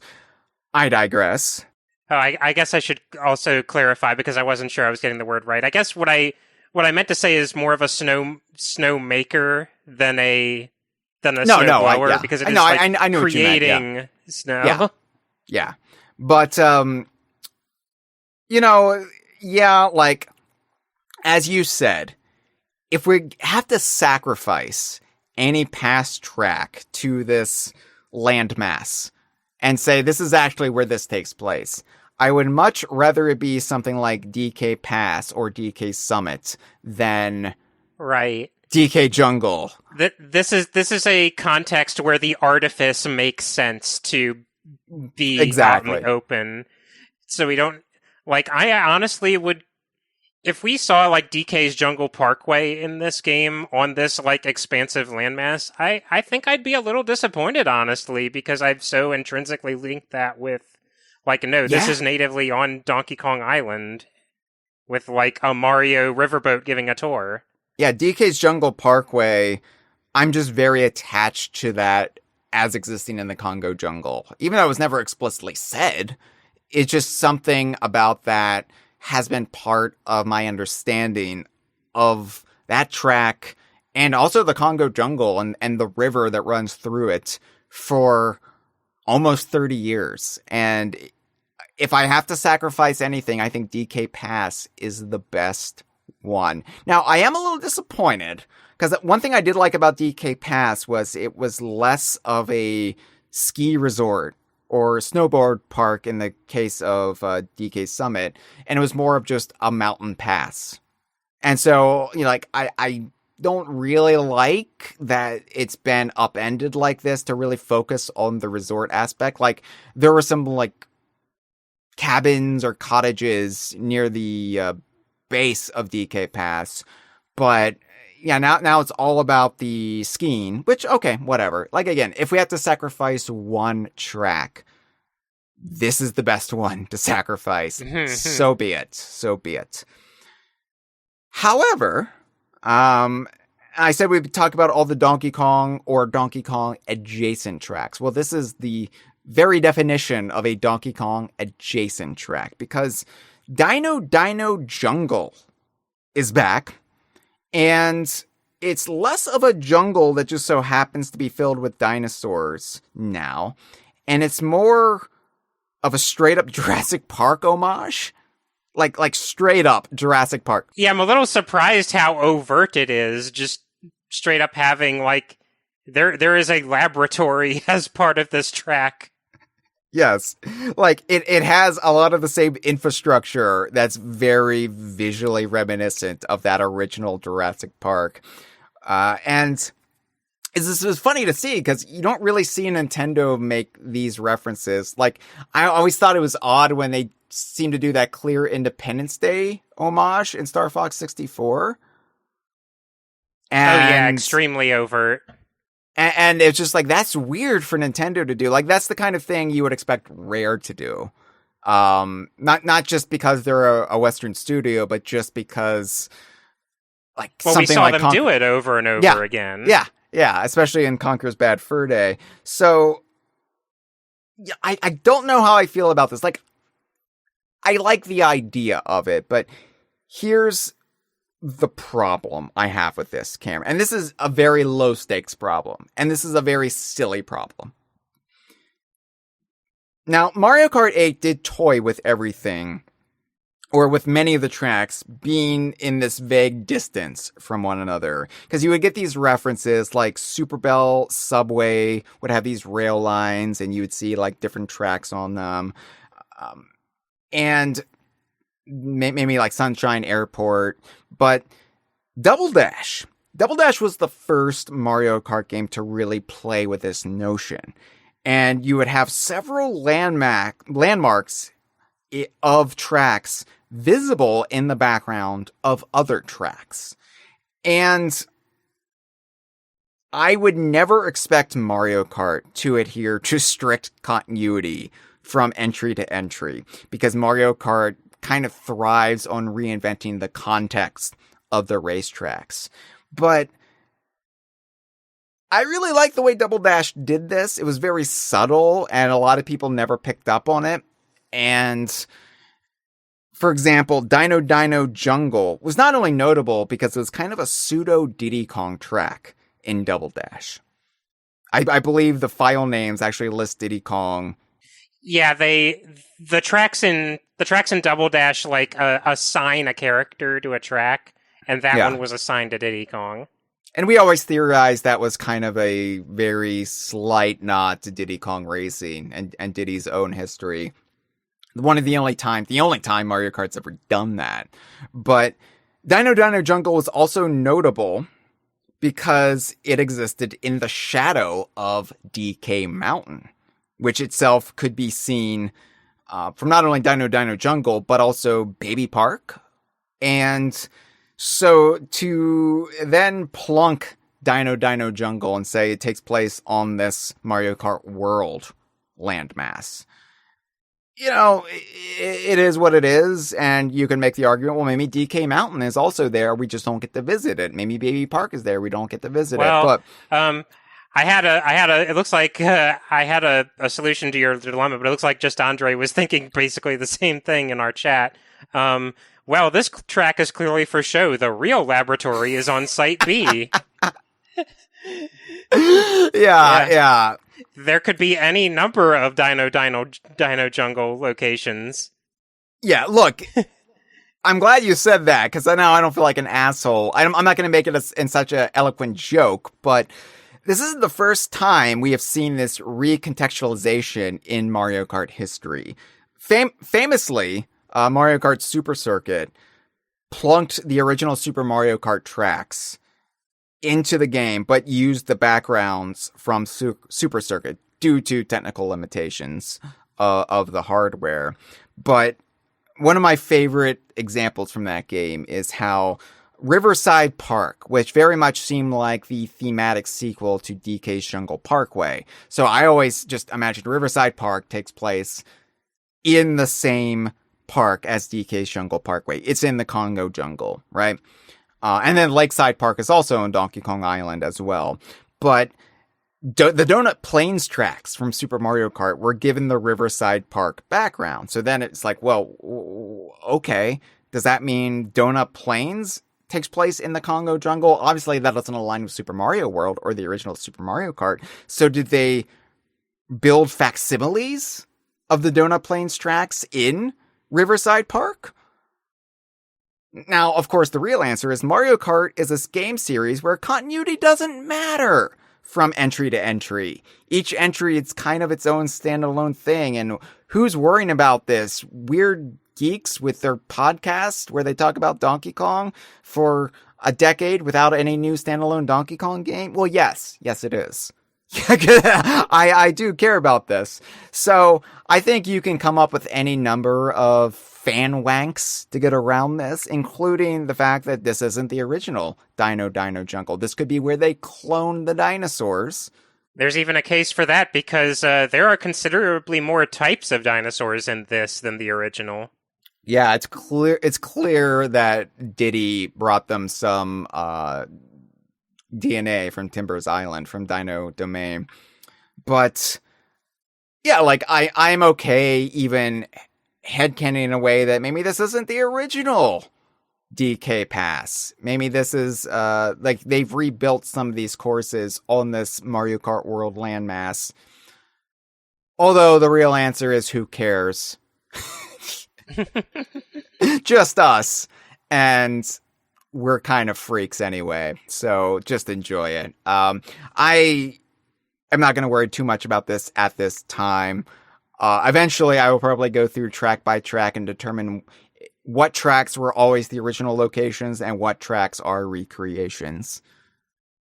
I'll have a whole expose about it at some point in some form or fashion. But yeah, the only other track I want to talk about, unless there's a track you want to particularly talk about, Cameron, and I'm game for that. I think we kind of want to highlight the same one. Yeah, and I don't want to spoil anything too much because I would have kind of loved to have seen this experiencing the game myself for the first time. But Boo Cinema is a new track in the game, and it is absolutely sick. It's just the greatest thing I've ever seen. Conceptually, maybe my favorite idea for a Mario Kart track. It's hard. So strong. It's hard for me to say that a non-Donkey Kong related track is my favorite Mario Kart track idea, but I have to give the devil its due. I have to say, oh yeah, that's That's fucking amazing. Boo Cinema. You can spoil yourself now. You can look it up on YouTube. You might have already done Why are you it. booing it if it's so good, Hyle? It's very rare that a Mario Kart track makes me slack-jawed. And like makes me applaud after I see the relevant bit, but it's perfection. All right then, let's talk though about the characters. Probably the most divisive part of the game at the moment, aside from the price. Now, people either love this announced roster that we know so far, or they hate it. And once upon a time, I would have been in the hate it camp. But I think it's a bit silly to get worked up about this at this moment in time for a very clear, very obvious reason that we will discuss in a bit. So there are currently 50 drivers confirmed for the game, which is ridiculous. But then you see what the drivers are. Yeah. and you're like, oh, because you go into this and you hear, yeah, there's 50 confirmed drivers for Mario Kart World. And if you don't know the roster, you're going to be thinking, oh yeah, well, the Koopalings, Diddy, Funky, and no, you're wrong. No, you're wrong. So, returning characters, we're just going to rattle them off really quick. Mario, Luigi, Peach, Bowser, Yoshi, Toad, Daisy, Rosalina, Donkey Kong, of course, the main star of the game, Wario, Koopa Troopa, Pauline, Waluigi, Toadette, Baby Mario, Baby Luigi, Baby Peach, Baby Daisy, Baby Rosalina, Bowser Jr., Lakitu, King Boo, Shy Guy, Birdo, happy to see Birdo there, Dry Bones, Wiggler, Hammer Bro, Chargin' Chuck, Cameron, Chargin' Chuck made it over from Tour. Yeah. One of Cameron's favorite inclusions from Mario Kart Tour. Chargin' Chuck. Yeah, I will always argue for Chargin' Chuck and spin-offs because that's his whole deal, is he's the sports guy. Same reason I will argue for Brash Bear, but it's obviously not paying off for me. Nabbit and Monty Mole. Now, you know what? Like, outside looking in, that's a pretty good roster for a Mario Kart game. It's a bit lacking, but there are some great inclusions. Happy to see Pauline there from the start. Birdo is there from the start, as she always should be. And the drones, the mooks, the henchmen, they're fun pools, you know? Yeah, and they've all been in Mario Kart before, so... Yes. Like, most of my contention with Mario Kart is the lack of consistency, and, well, they've been in. Now, the new characters, the ones who have not been in a past Mario Kart game. This is the contention. This is where I've seen bitter arguments online, in my social media, in the comments. Just people either absolutely love this, and they're the target audience for this, or people are just rankled by this. They just can't abide this silliness. Yeah. So would you like me to take these, Hyle? Oh yeah, oh yeah. Characters. Oh yeah. So if you think, oh boy, I can't wait to hear what new characters are there. Is it going to be Cranky Kong? Is it going to be... No, shut up. Just shut up now. It's none of that. Cameron, take it.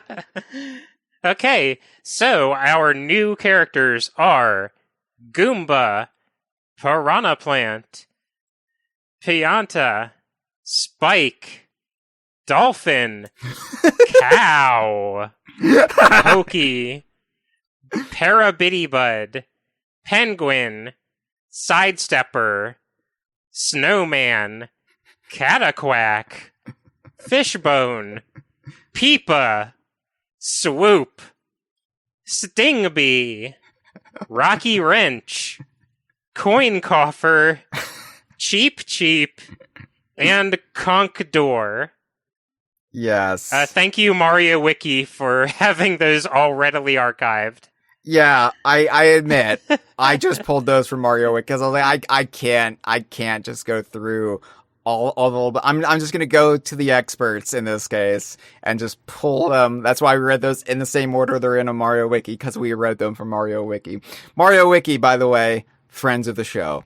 So I had to put little notes here, which character, because I was like, I don't know some of these characters. I am completely ignorant, and it's because they came from Super Mario 3D Land or Super Mario 3D World, which is beyond my purview, which is beyond my line of sight. So I was like, all right, I knew Parabitty because of the carts from Mario Kart in the past. But, like, I had no idea what a coin coffer was, I have to say. I'll be honest, I mixed them up with Moneybag from Mario 64 because it's kind of conceptually the same. Right. But the design between the two is different. Yeah, like, some of these are clearly there for the memes.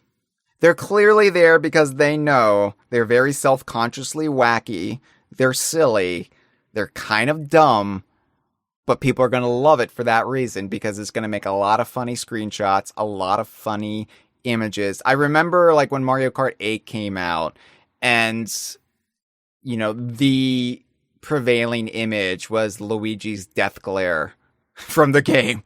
And I feel like they learned a lesson from that, and they're like, what's going to go viral? And let's not pretend we aren't part of the problem in this, because it did not escape my notice that the very first character of this type they highlighted in the trailer was the cow. Freezer's always going on about how we need to acknowledge cows more.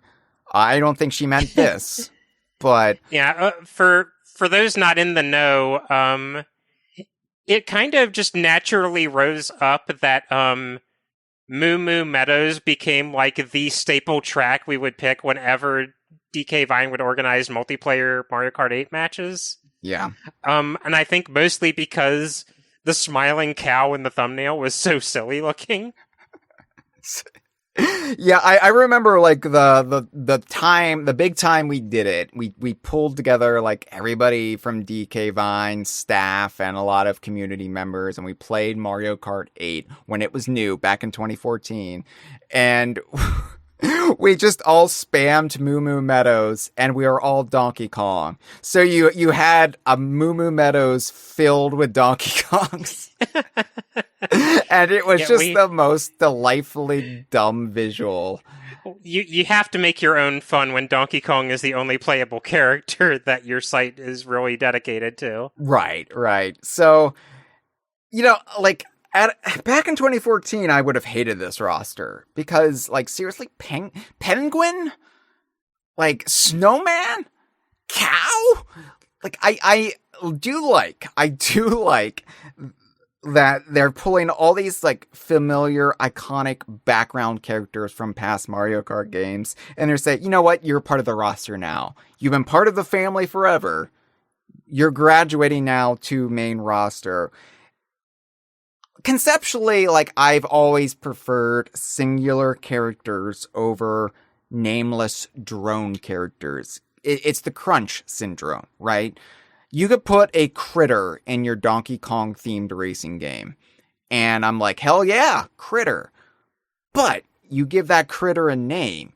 You give him a backstory. You give him a purpose. You give him a reason for being there. And all of a sudden, I'm going to care about that critter 10 times more than I would have if he was just a nameless goon working for King K. Rool.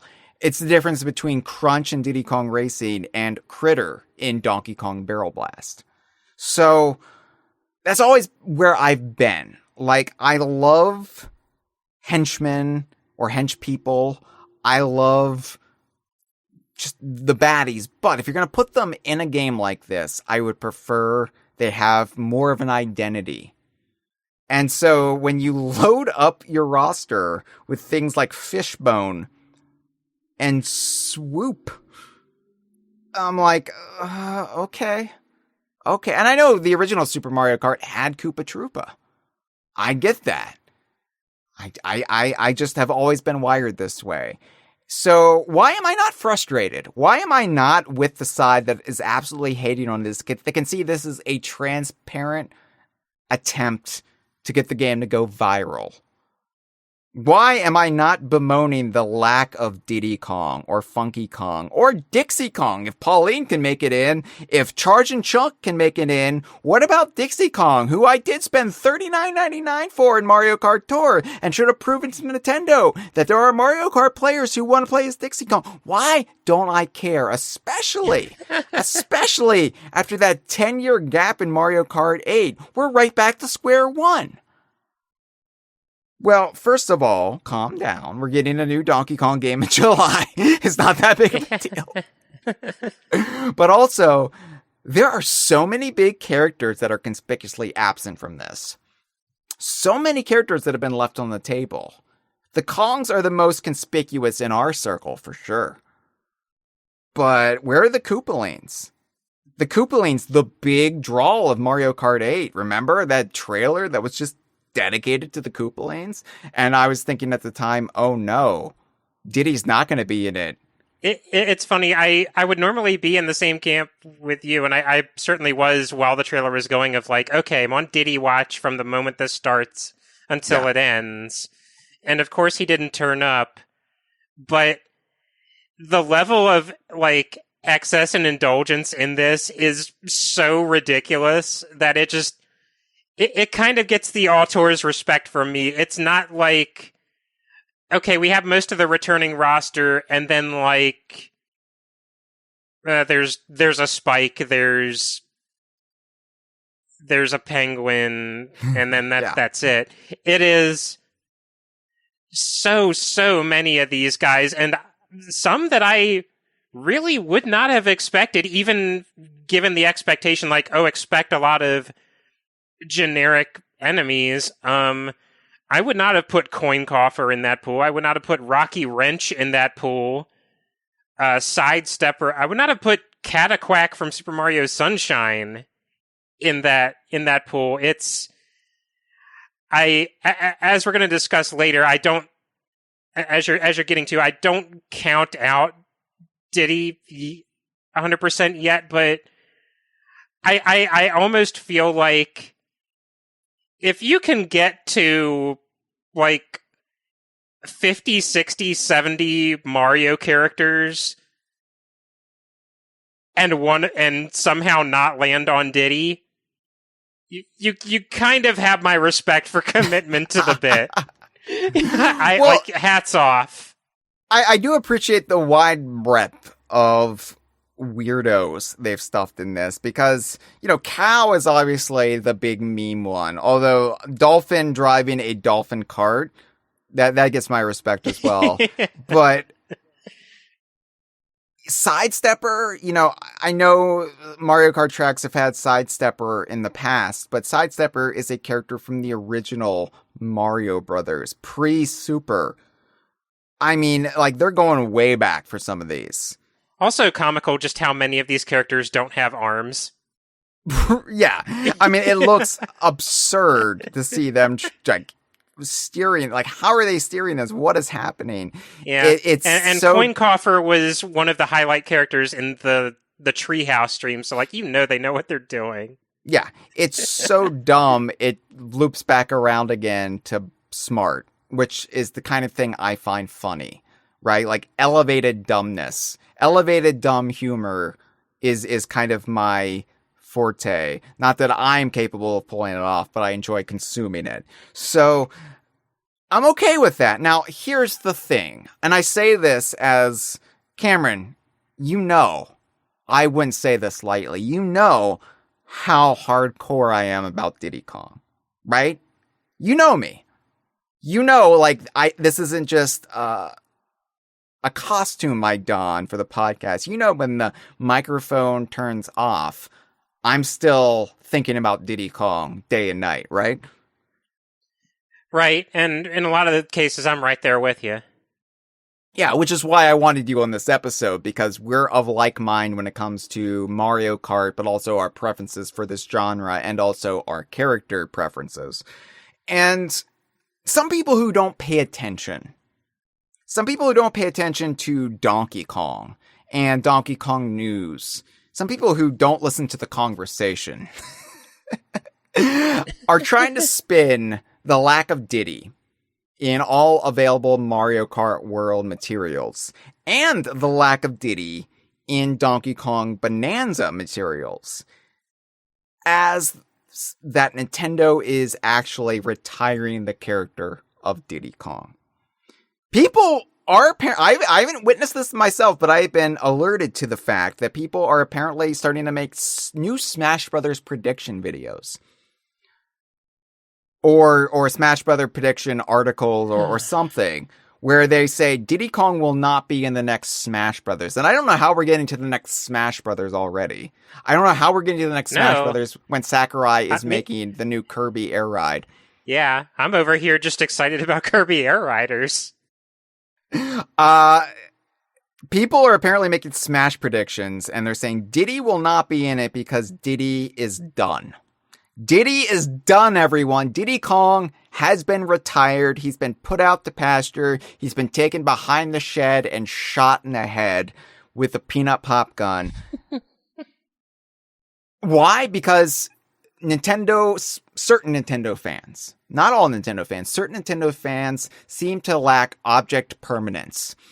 And so they believe things are set in stone until they see the next new thing. And then they believe that's the forever unchanging reality going forward.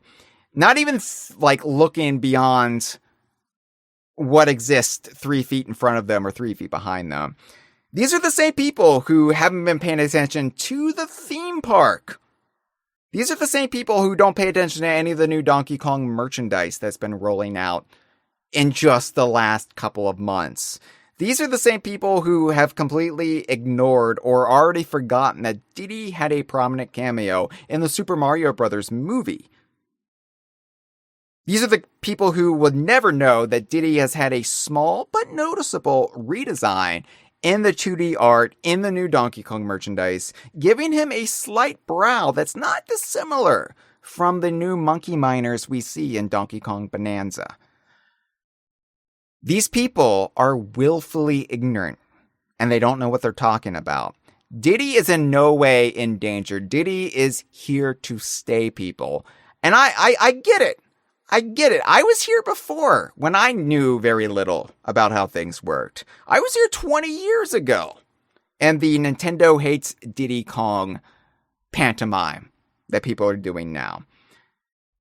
And I will get into my thoughts and feelings on why Donkey Kong fans have probably nothing to worry about for Mario Kart World's roster in just a bit.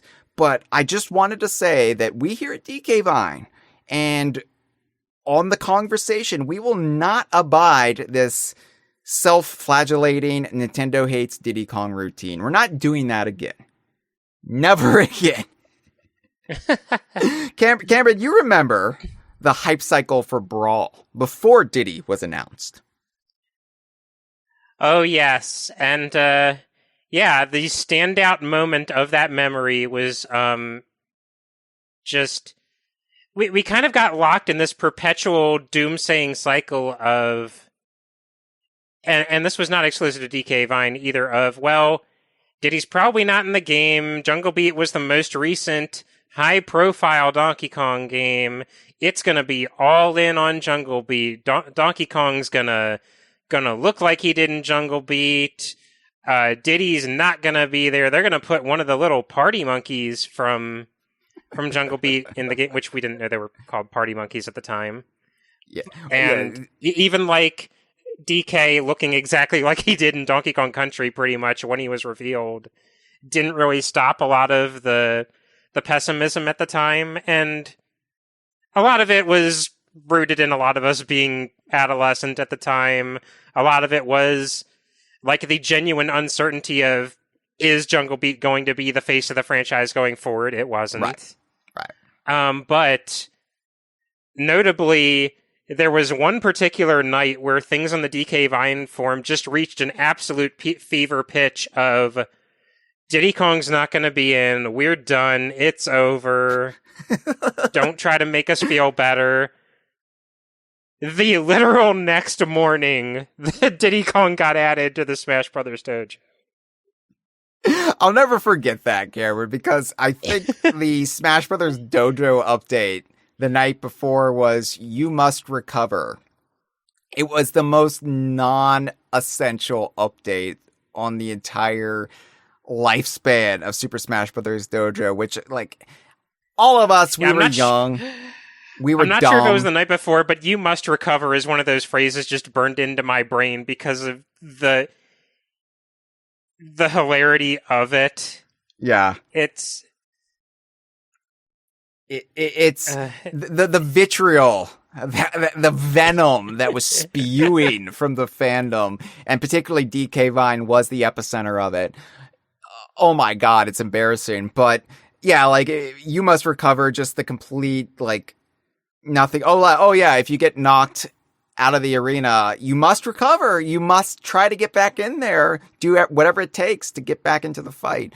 And it's just like, are you shitting me, Sakurai? We stayed up for this because most of us were centered in the Americas. And so Smash Dojo would be updated early in the morning, like in the, like, was it 1, 2 a.m. thereabouts, 3 a.m. Eastern time? I'm honestly not sure because I had such a bad internet connection at that time. I was just waiting until the morning.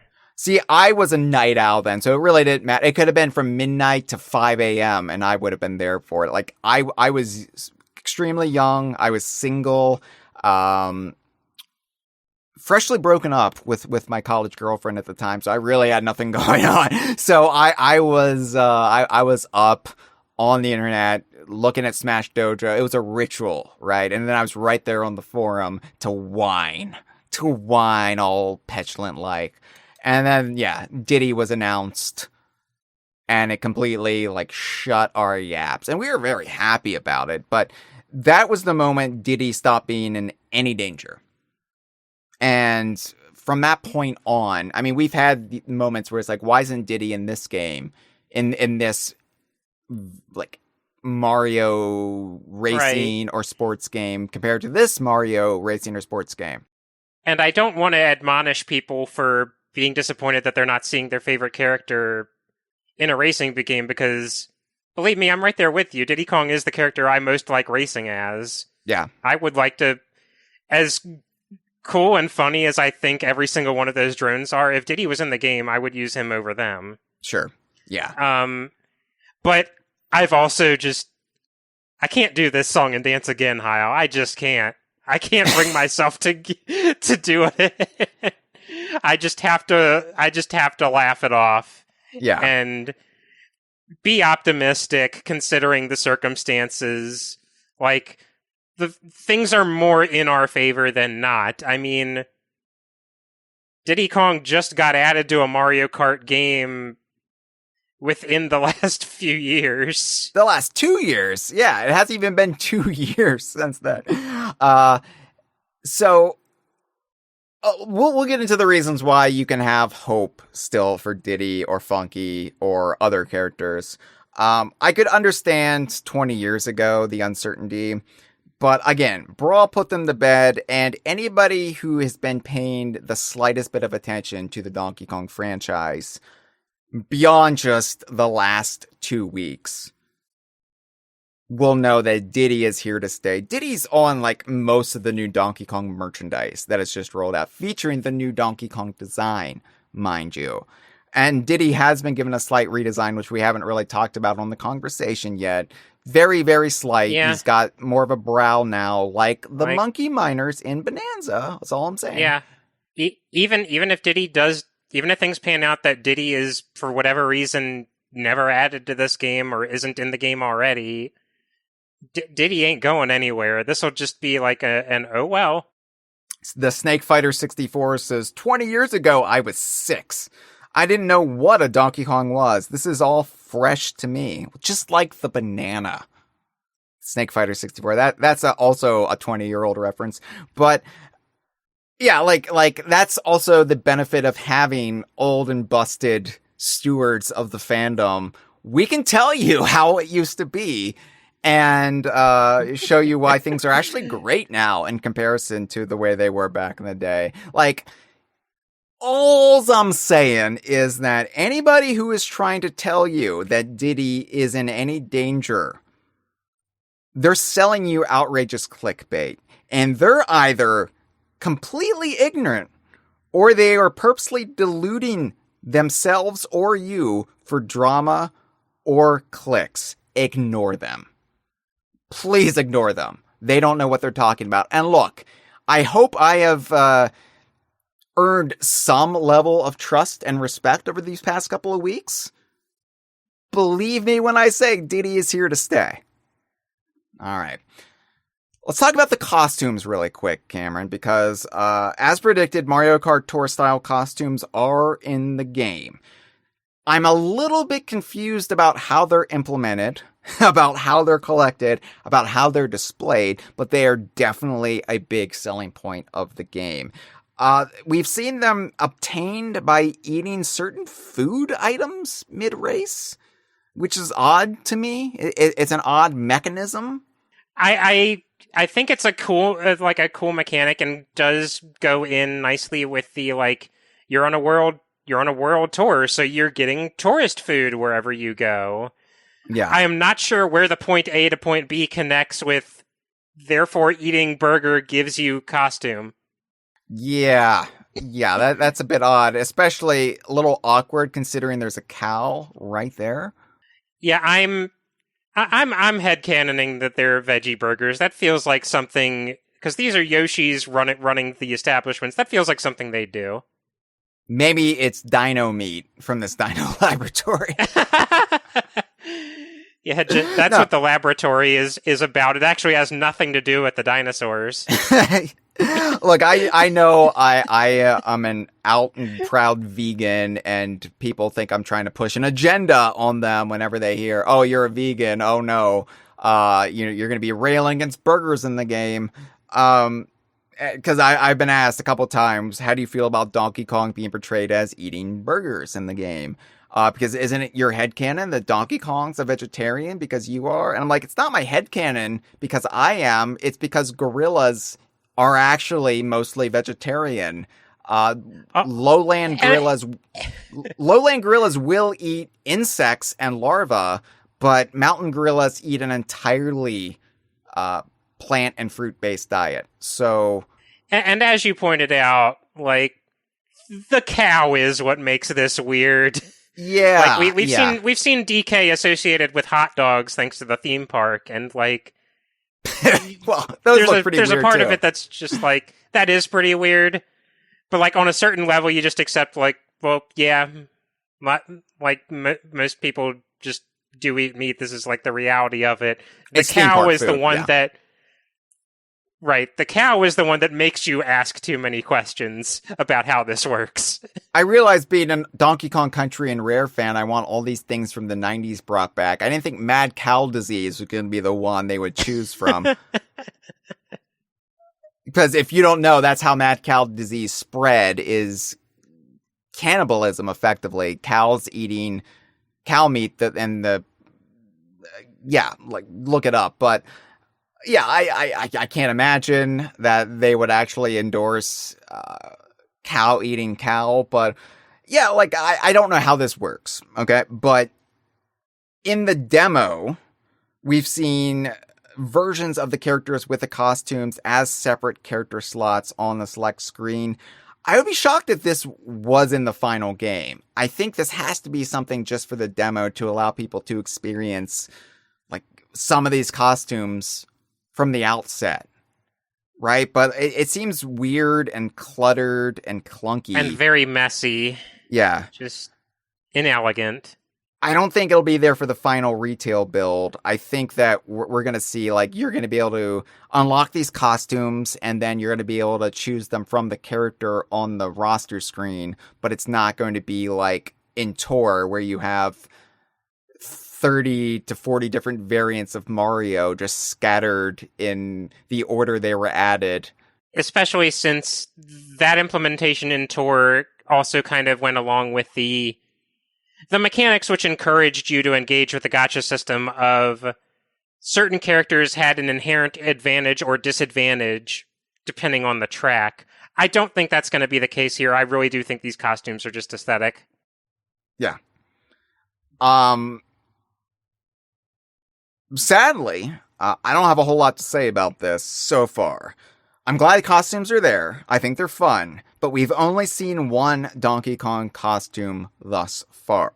It's him wearing all-terrain motocross gear. And I like the way this looks. I love that it's a helmet styled like his cowlick. You know, that just fits right over it.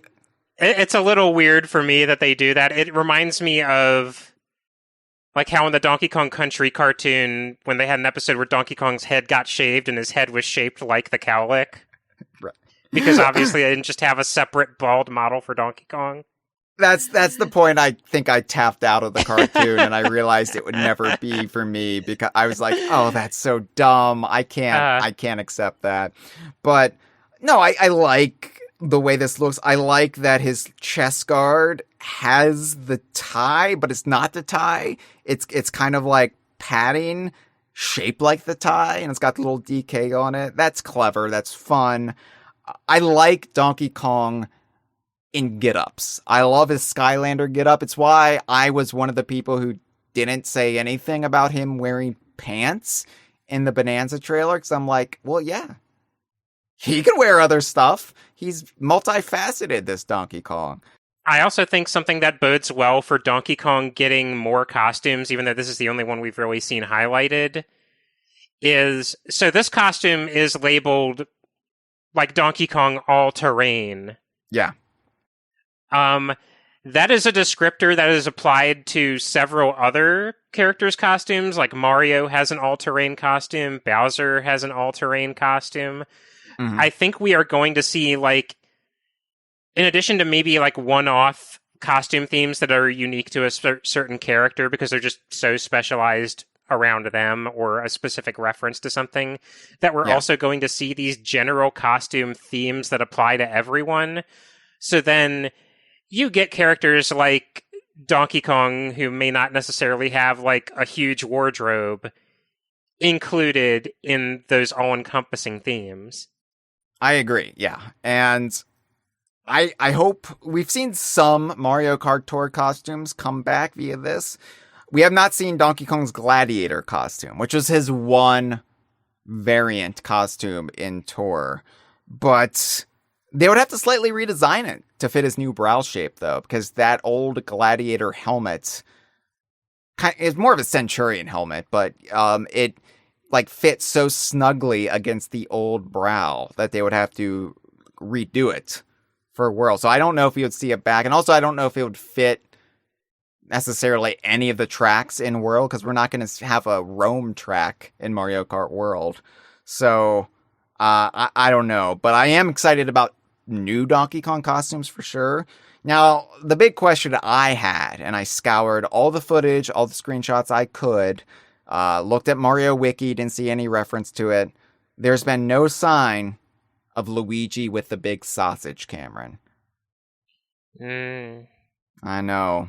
It's the one non-Donkey Kong costume I'm pulling for. I'm not Nintendo pulling. has abandoned Luigi with the big sausage. Tisk tisk. Why has Nintendo forgotten about Luigi with the big sausage? In a live stream, Snake Fighter 64 says the pants plus the redesign was just too different too quickly. And Zaneplay 64 says, I don't mind the pants, but I wouldn't really want them to be a default part of his design going forward. They're not. He takes them off in Bananza, and you'll have other costumes in Bananza. Yeah, the framing of the trailer kind of made it seem like the pants were going to be a permanent part of his wardrobe past a certain point, where the treehouse footage kind of paints the exact opposite picture. Yeah. Where, like, he's only really required to have them right at the beginning. Because he's mining. It's mining gear. Freezer says, I hope we get snowboard DK as a costume. Yeah, sure. Yeah, I mean, there is one of him skiing on a sign, so... Yeah. Not wearing a whole lot, but it's something. And I'm sure we might get some Bananza themed costumes as well, but more on that in a bit. Now, we have the DK Vine hotline, Cameron. 1-202-630-VINE-8463. People are calling the DK Vine hotline day and night. And you know that I generally have traditionally liked to play every call we receive. I believe Traveler of the Stars called me a people pleaser. And I do feel tremendous guilt when we can't play every call. I sometimes try to play every call to the detriment of the show's flow, to the runtime of a given episode. And, sometimes I have to say, I can't play every call we get because the show is really popular right now. We got over 50 calls for the Bananza episode that Josh and I did last week. And on this episode, this humble Mario Kart World episode, I didn't think we were going to get that much. We didn't get that much, but we still got over 20 calls. Not counting the callers who called in multiple times to finish their thoughts. So, I just can't. I can't play all those calls. I'm so sorry. I know so many of you called in wanting to get on the show, wanting us to address your thoughts. I am holding on to the calls that I'm not playing. We might take them on a future call sack. I know we're doing the Bananza call sack episode soon. Taking the calls we couldn't play. I didn't play any calls before, but I had to draw the line today, though. We are taking calls, but I had to draw the line, actually at 8. I was originally going to be 7, and I was like, I can get one more in. So we're playing 8 calls. No hard feelings or ill intent if I didn't select your call. I just got a show to run. It's hard. I'll save your calls. Maybe I'll play them in the future. Lots happening right now, Cameron. I can only juggle so much. I can only have so many hours of the day devoted to any one thing. So we're trying to make sense of our new reality. We are not prepared for this much that people care about. We have to totally upend our business model. I was talking with Josh about this before we did the conversation last week. And when I made the decision, we can't take any calls. And, when we started the conversation, we really were just doing a podcast for the DK Vine forum, hoping it would grow. But I never expected it would grow to the point where we're getting all, this much attention, this much people, this many people calling in around the world, trying to get on our humble little dumb Donkey Kong podcast. So apologies, we're going to have to maybe reformulate how calls work, but I am playing 8 calls and I am saving the calls we have. So who knows, who knows, but let's go ahead and take our first call and our shortest call at that. So, it's only going to get lengthier from here. Hi, it's Freezer. I think I forgot the Koopa Paratrooper again. I just hope it's an outfit for the Koopa Trooper, but I've been hurt before. Thank you for the call, Freezer. Freezer really likes the drones, I've noticed. Freezer is a champion for the mooks, the hench people, as I called them. I guess that is a little bit weird in all of the drones we've seen. Any that have winged or wingless variations, we've only seen one or the other. Yeah. One thing I wish this game had that it doesn't is a double dash mode. The ability to team up. That would be especially fun because it'd be like you're going on a car trip, Yeah, road trip mode. Yeah. That would be fun. Maybe even triple dash or quadruple dash. It doesn't have the alliteration, but you could have a Kong family road trip if we get more Kongs in there. And then that would justify some of the more characters, like your winged variants, that Freezer's lamenting the lack thereof. Because the whole reason we had that in the first place was Double Dash needed to have partner characters for several of the characters and had to bring in characters who maybe wouldn't have made the cut otherwise. Needed somebody else who the triple shell item would make sense for. Yeah. So, you know what, Freezer, though? We'll get to this. We'll address this. I'm sure many of the other calls will lead us up to this. I don't think this is the final roster. It's definitely not the final roster. So, keep the faith. Keep the faith. All right, let's play our second call. I see Cooper shells are green and red shells too.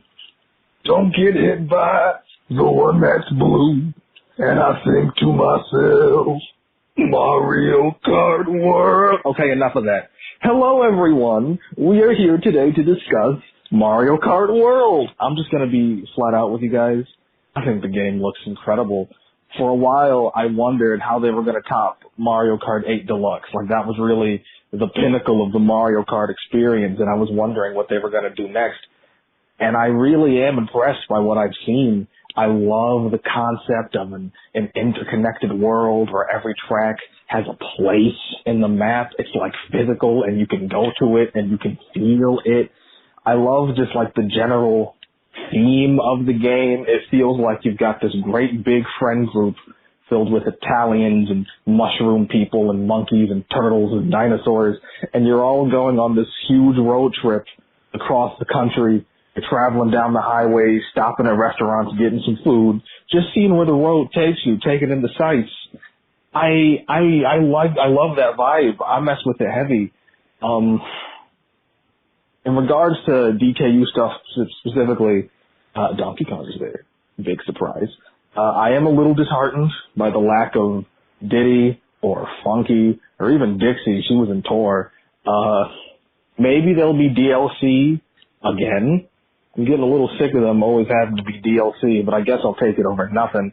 I wonder if we could possibly get any other DKU characters in this game, though. Like, Cranky would be an obvious one, and I think it would be really fun to race around as Cranky. Maybe someone else, like, I don't know, Lanky or Wrinkly or King K. Rool. Just kidding. That's never going to happen. One thing I really do want for this game, though, is a story mode. Can you imagine a Nintendo mascot racer with a story mode? That'd be insane. That'd be crazy. All right, well, goodbye. I love you. So, I had to pick certain calls that I would play, and there were some good calls that I just absolutely couldn't play because of time and because it would double up on some things that are addressed in other calls. This one made the cut for that pitch perfect Louis Armstrong impression at the beginning. Although I hope it doesn't get me demonetized. It might be a little bit too spot on, but you know what? Not everything has to be about money. If this episode can't bring in ad revenue on YouTube, so be it. Sometimes you have to sacrifice for art. So, thank you for the call. Yeah, like, we'll address DLC coming up. That's what we're building up to. But the story mode comment kind of got my attention because I have wondered, are they going to establish a framing device for this, like, massive, like, world to explore? Yeah. I feel like it would be a weird thing to just kind of, okay, you picked a menu, time to drop you in, have fun. I don't know if it would necessarily be, like, a plot with, like, a villain or, like, intrigue or anything, but, like, just like, even, like, the Mario Party flavored, like, this is the blank island where we're doing this. Have right. Have at it. And yeah, that's why I'm wondering what we're going to see at this Mario Kart World Direct, if it's really going to, like, maybe broach this. But we'll see. Like, I can't imagine it's going to be that involved of a story, if there is a story. No more involved than a Mario Party game usually is. Like, I can't see there being any antagonist behind this all. Watch, it's going to be K. Rool, and we're all going to look foolish, but... Wizpig returns and he got the wrong island. Yeah, you know what? That's the big twist, is that they've actually gotten a deal with Rare to use certain characters from Diddy Kong Racing. I know our caller was making a joke about like Diddy Kong Racing has done this, but they refer to it as a Nintendo franchise, and I just have to be the actually guy here. Diddy Kong Racing is actually a Rare franchise that Nintendo licensed the name and 3 characters at the time to Rare. At the time, they licensed Diddy Kong, Crunch, and Banjo, who Nintendo had the IP for, or they had an ownership stake in the IP at the time. Yeah, I'll give a pass though, just considering the circumstances of its release anytime it's coming out. It's even more confusing when you factor in Diddy Kong Racing DS, which was kind of a reversey situation where Rare licensed everything to Nintendo that they owned to get that game out. So anyway, it's a whole other story there, but it's possible Microsoft and Nintendo, specifically Nintendo and Rare, they have a good relationship these days. Weirder things have happened. Thank you for the call. Let's play our third call. Hello, Hyle. Hello, Cameron. This is Emma. I also go by Moomin Fini on Blue Sky. I'm calling for the Mario Kart World episode. I'm not a huge Mario Kart fan. Sure, I like the games, but not enough to buy a Switch 2 and a $100.10 Canadian. With that being said, I'm still interested in the game as a Donkey Kong fan. I hope we will see Diddy, and I believe we will. The question is not if, but when. My theory, and I have no evidence to back it up, is that Diddy will be DLC to coincide with the release of Donkey Kong Bananza. Because yes, I also believe that Diddy will show up in Bananza. He too has had a slight design revision, as we saw in the calendar, notably, and I think it's a sign, just like how it was for DK. Mario Kart World has shown that it's not scared of getting weird with the character roster, so I hope that if a cow and a dolphin can make it in, there's room for Dixie and Funky as well. They were in the mobile game after all. That's about all I have to say this early on about the game. The direct is next week, and I'm sure we'll have a lot more to discuss after that. I'll end my call with a question, if it did not get addressed in the episode already. If they were to make a new track based in an existing Donkey Kong location, where would you like it to be? Personally, I think something set in the Northern Hemisphere would be interesting. With that being said, have a good rest of episode, everyone. Well, thank you so much for the call. I believe it's Emma, you said. But yes, I know I enjoy interacting with you on Blue Sky quite a bit. So I'll have to give you a follow, actually. You know what?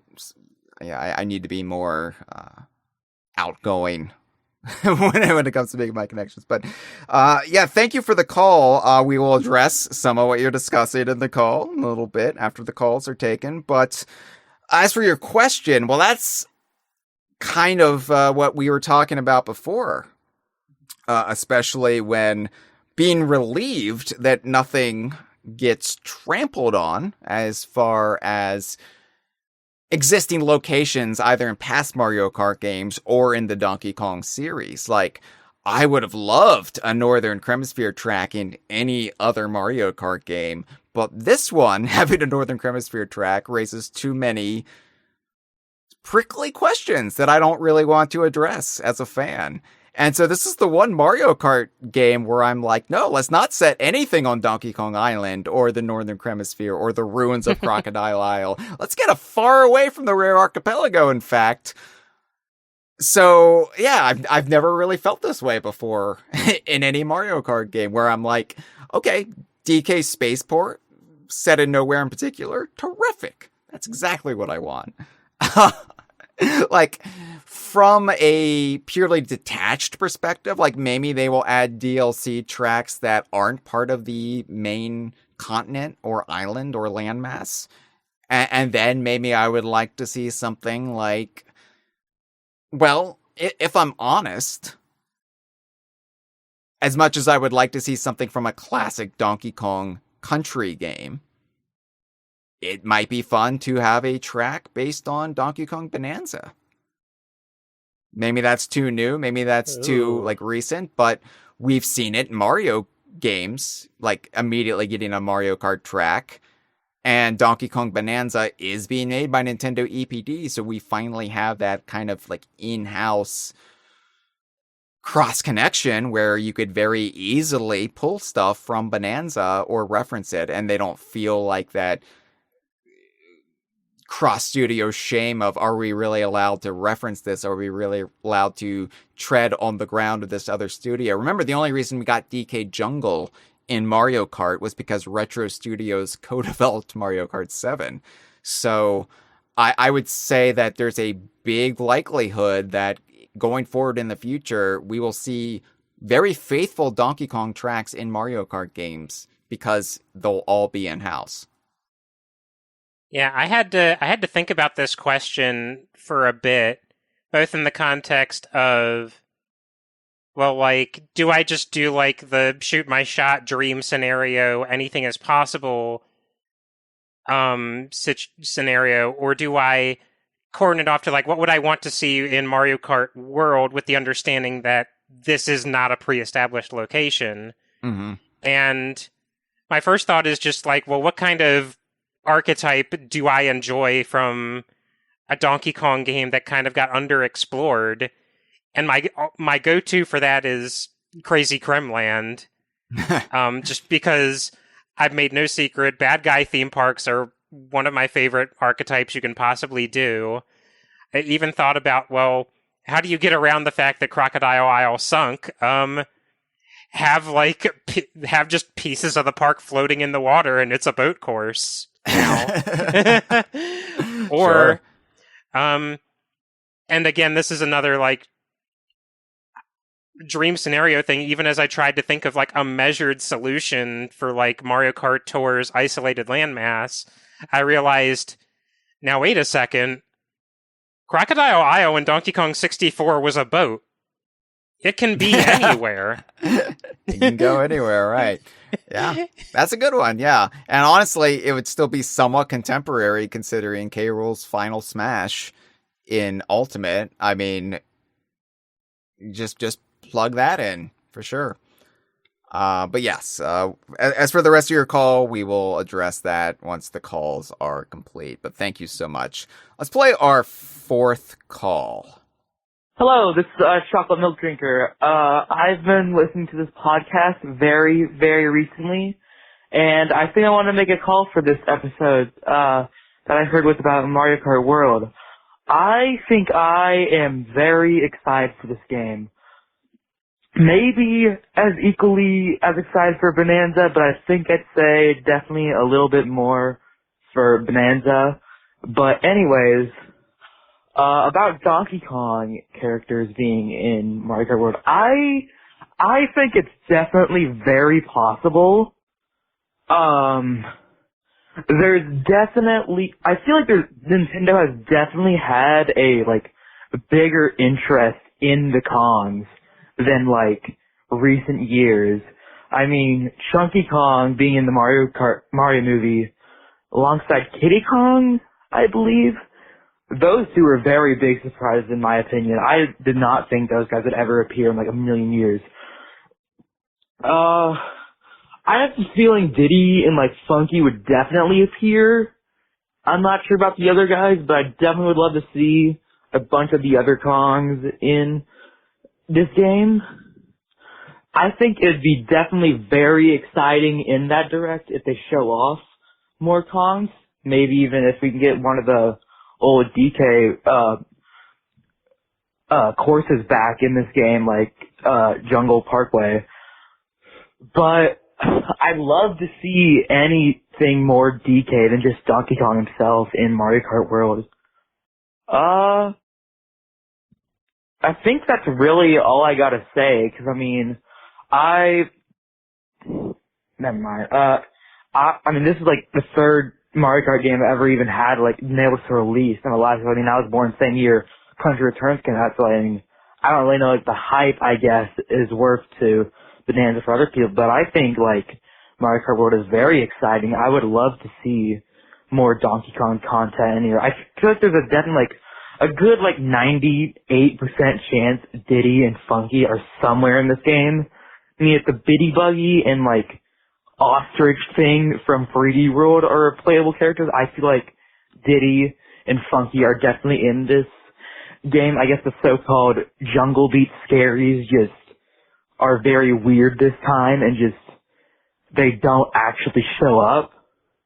But, yeah, that's definitely all I would like to say. I'd just love to see more Kongs in this Mario Kart than others, 'cause I feel like it's more possible, like, ever than any other Mario Kart game. But, yeah, that's all really my thoughts on Mario Kart World and Donkey Kong content being on there. Hope to be in this episode. And the call reached its 3-minute mark. But thank you so much, Chocolate Milk Drinker. Love that name. I love that name. I also felt my back giving out when they said what year they were born. But yeah, it happens, you know. You age. I mean, we don't. That's what's honestly amazing though about being in this fandom for as long as I have, is seeing the different generations come up behind me and saying like, this is a big damn deal for them. I mean, this is the first time they've really been cognizant of both a Mario Kart game and a new Donkey Kong game. So that's incredible. I'm really excited for you to get to experience that at a very prime time of your life where you really get to appreciate and enjoy that. I mean, for you, this is like what Donkey Kong 64 was for me, right? So, just sit back and enjoy the ride. But I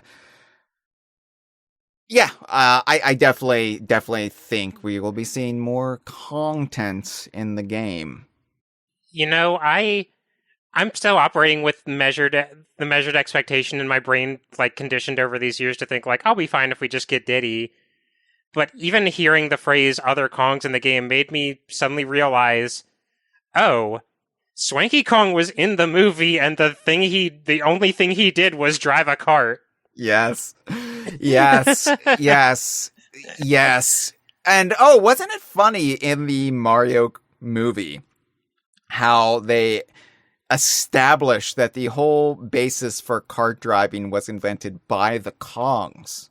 So it'd be a bit weird, you know, granted the movie is a different canon and it still had the oversight of Shigeru Miyamoto. And look, all I'm saying is a bit weird that they would be completely shut out of Mario Kart World at this time when Nintendo's really invested in building up the DK brand again. Just a bit odd, just a bit curious. Not to say Nintendo hasn't been doing some things that are a little bit odd lately. But yeah. But as far as it wouldn't not be odd.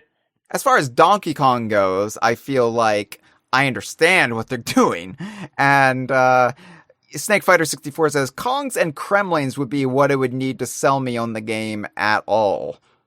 And definitely one of those things are going to be in there. I have a pretty good feeling.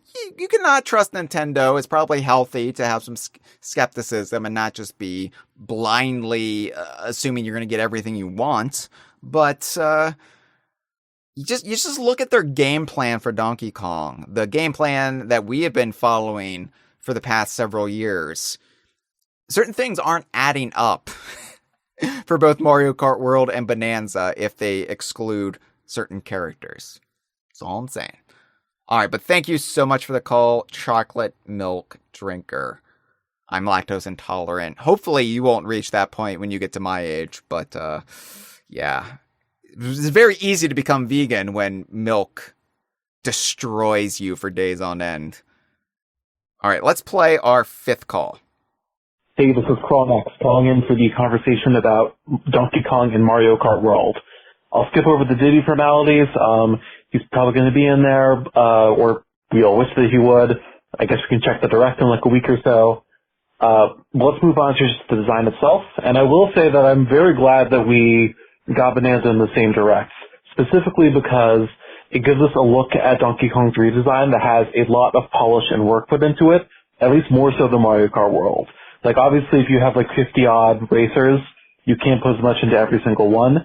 And Donkey Kong looks a little weird here. His design isn't sing as much as it could be, and I think the controversy would be a lot worse if we just had this to go on for like how this design would actually look in game. Finally, DK Spaceport is, I think, a very interesting track. I like how they're taking the standard thing where they're just taking courses and they're branding them after characters, but they're doing new and like more expansive things with it. Although I did hear that since DK opened up that Spaceport, he also created something called Doge, which I think stands for Department of Guerrilla Energy, as in just like giving them a bunch of bananas. I don't know why he's like taking over the government to do that, but more power to you, DK, I guess. I would be perfectly fine if Donkey Kong took over the government. And here's the thing, Donkey Kong's rockets don't blow up. What is it, unscheduled disassemblies? But thank you for the call. We didn't talk about the design, how Donkey Kong actually looks in the game, which has always been a sticking point in our craws when it comes to past Mario Kart games. Because Mario Kart 8, for all we like about it, and all the things it did do right, one of the things I absolutely hated about it was Donkey Kong's, I think I called it gooning face throughout the entire game. Yeah. Mario Kart DS is the ugliest Donkey Kong model I've ever seen in my life.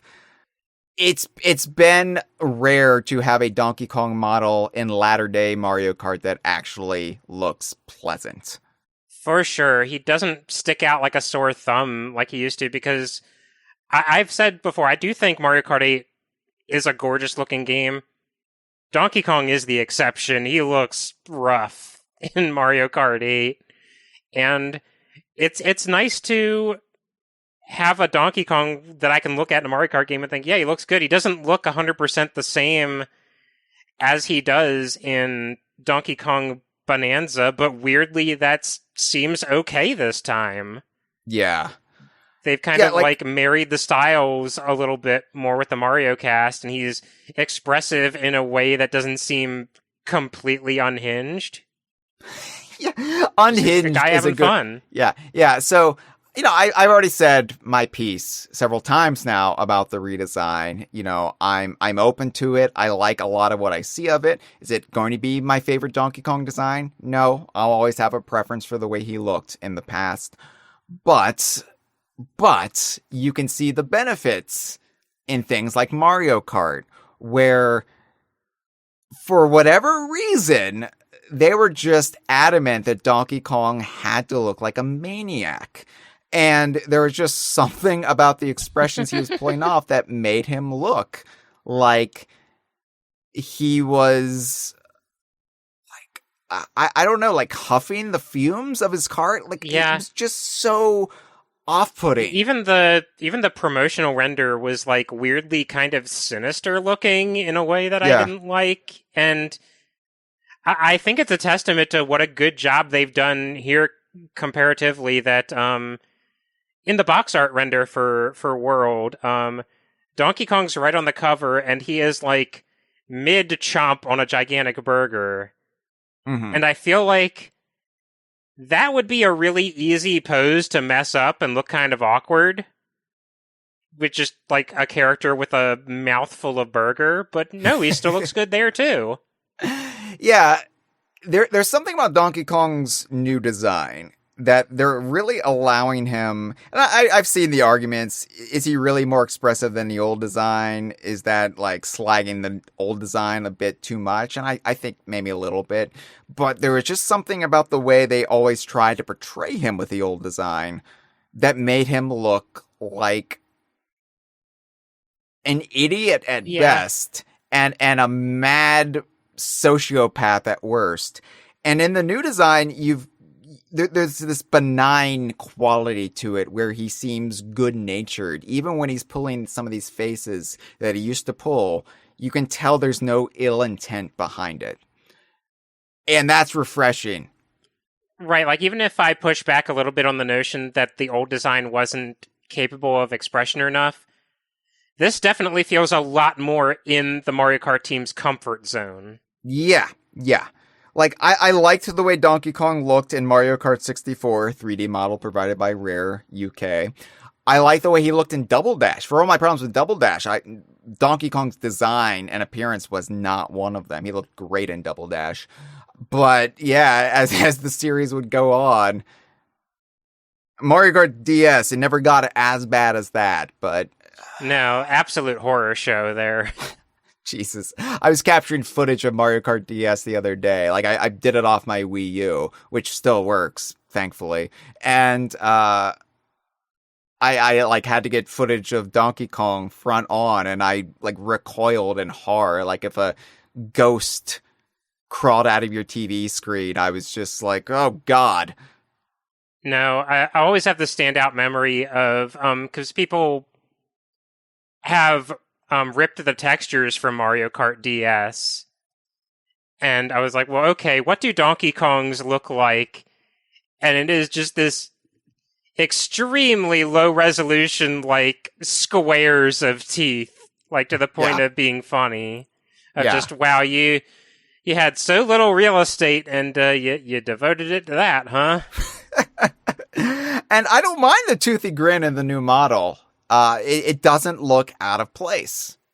So, like, I'm looking at our thumbnail art, our key art for this episode on YouTube and SoundCloud, and I see Donkey Kong. He's pulling the familiar pose he pulls when you do tricks in past Mario Kart games, and he's doing the toothy grin, but I don't mind it there, because he doesn't look like he wants to eat me. He might eat a burger, but not me, not his pal Hyle.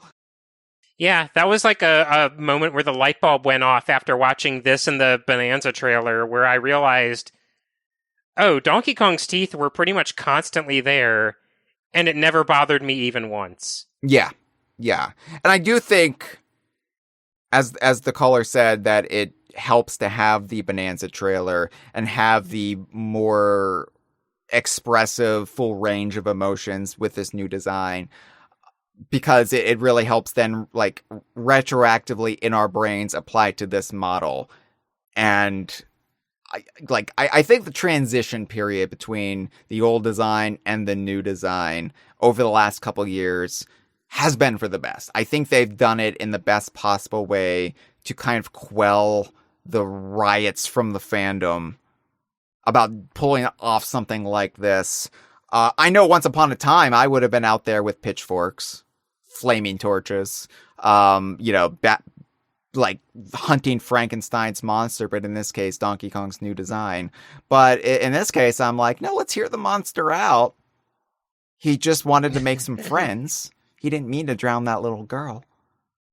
All in all, I'm basically as happy about this as I could possibly be. And a large part of that, too, is, holy shit, we're getting a new Donkey Kong game. Like I said before, if this is the pact with the devil we have to make to get reliable Donkey Kong releases going forward, fine, let's do it.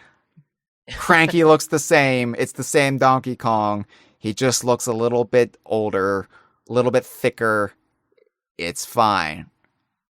We don't all get to stay perpetually 15 forever. So, yeah. Thank you for the call. All right, let's play our sixth caller. Hello.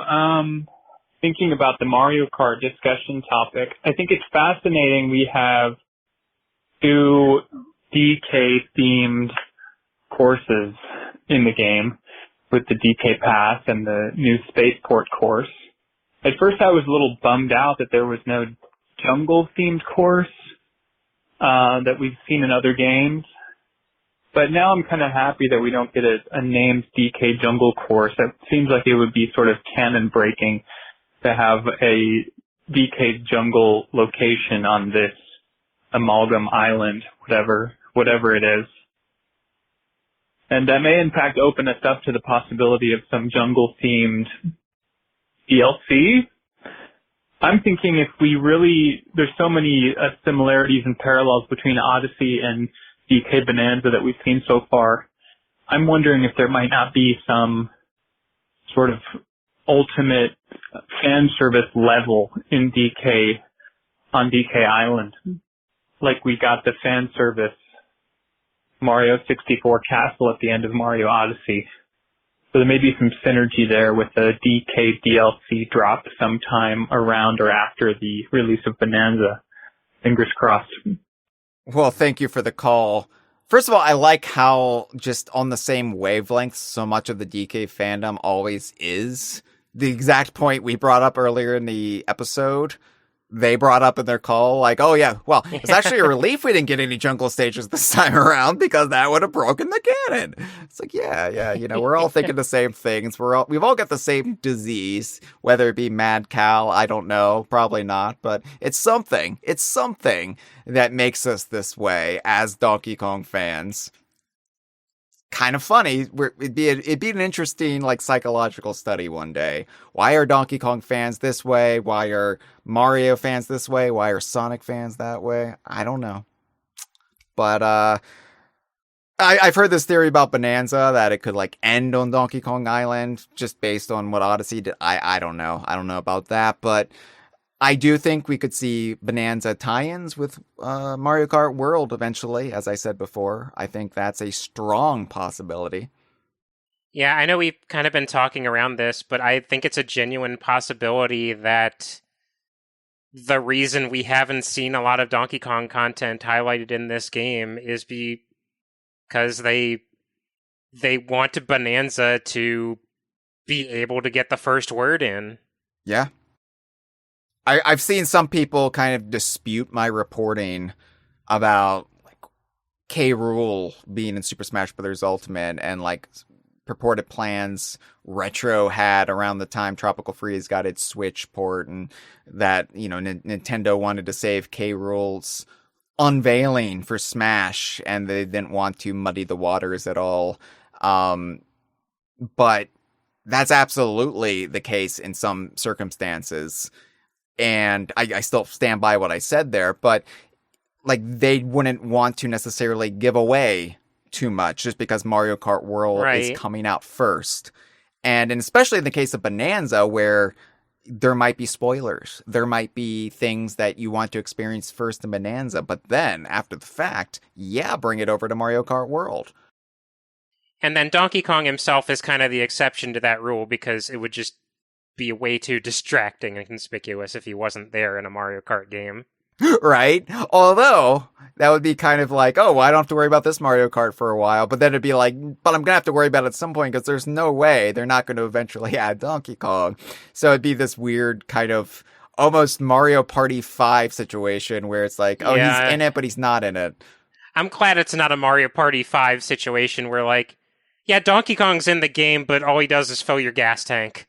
he's in that one diner. He's just there. You can see him through the window. In this one Mario Kart World diner, one Kong isn't so sure.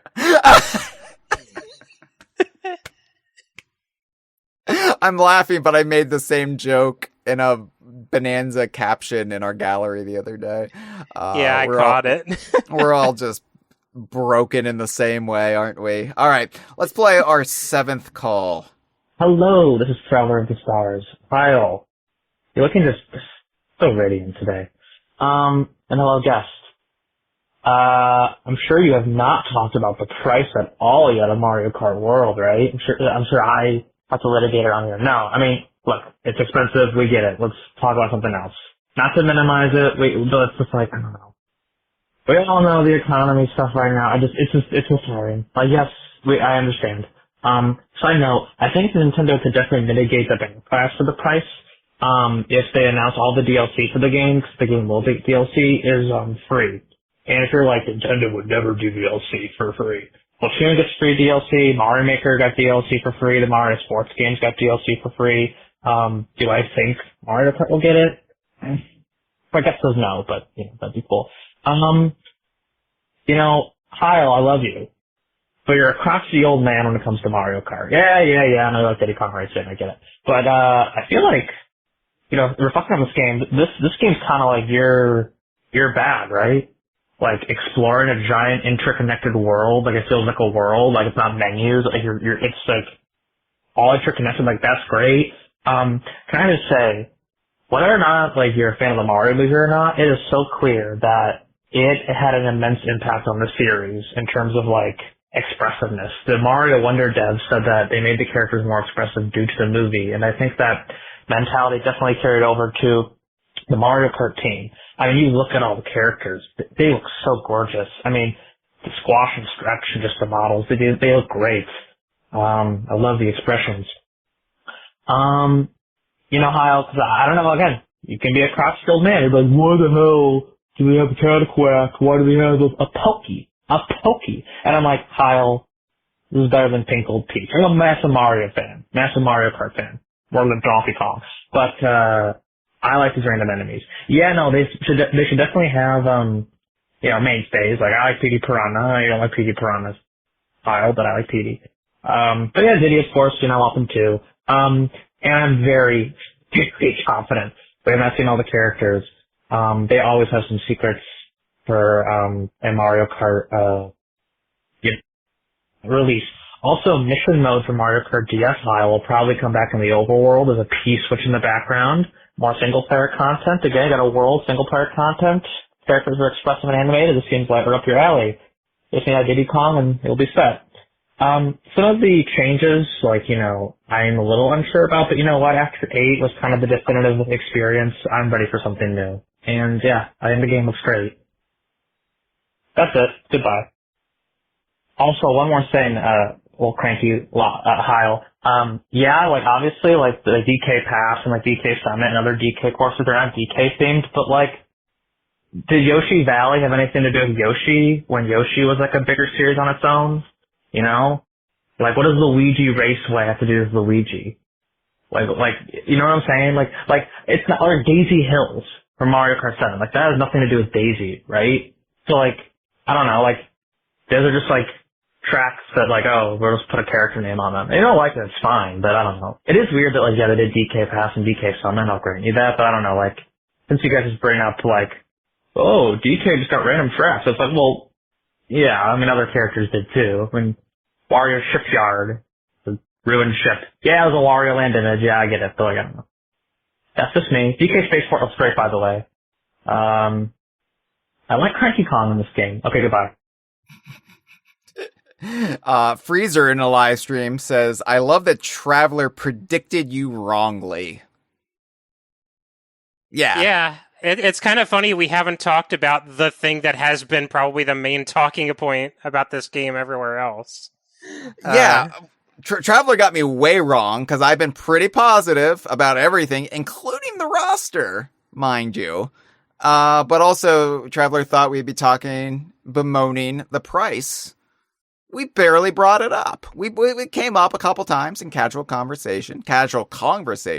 I honestly haven't given much thought to it because, one, if I am able to, which who knows, I would probably get the Switch 2 bundle with Mario Kart with it, which is discounted a little bit.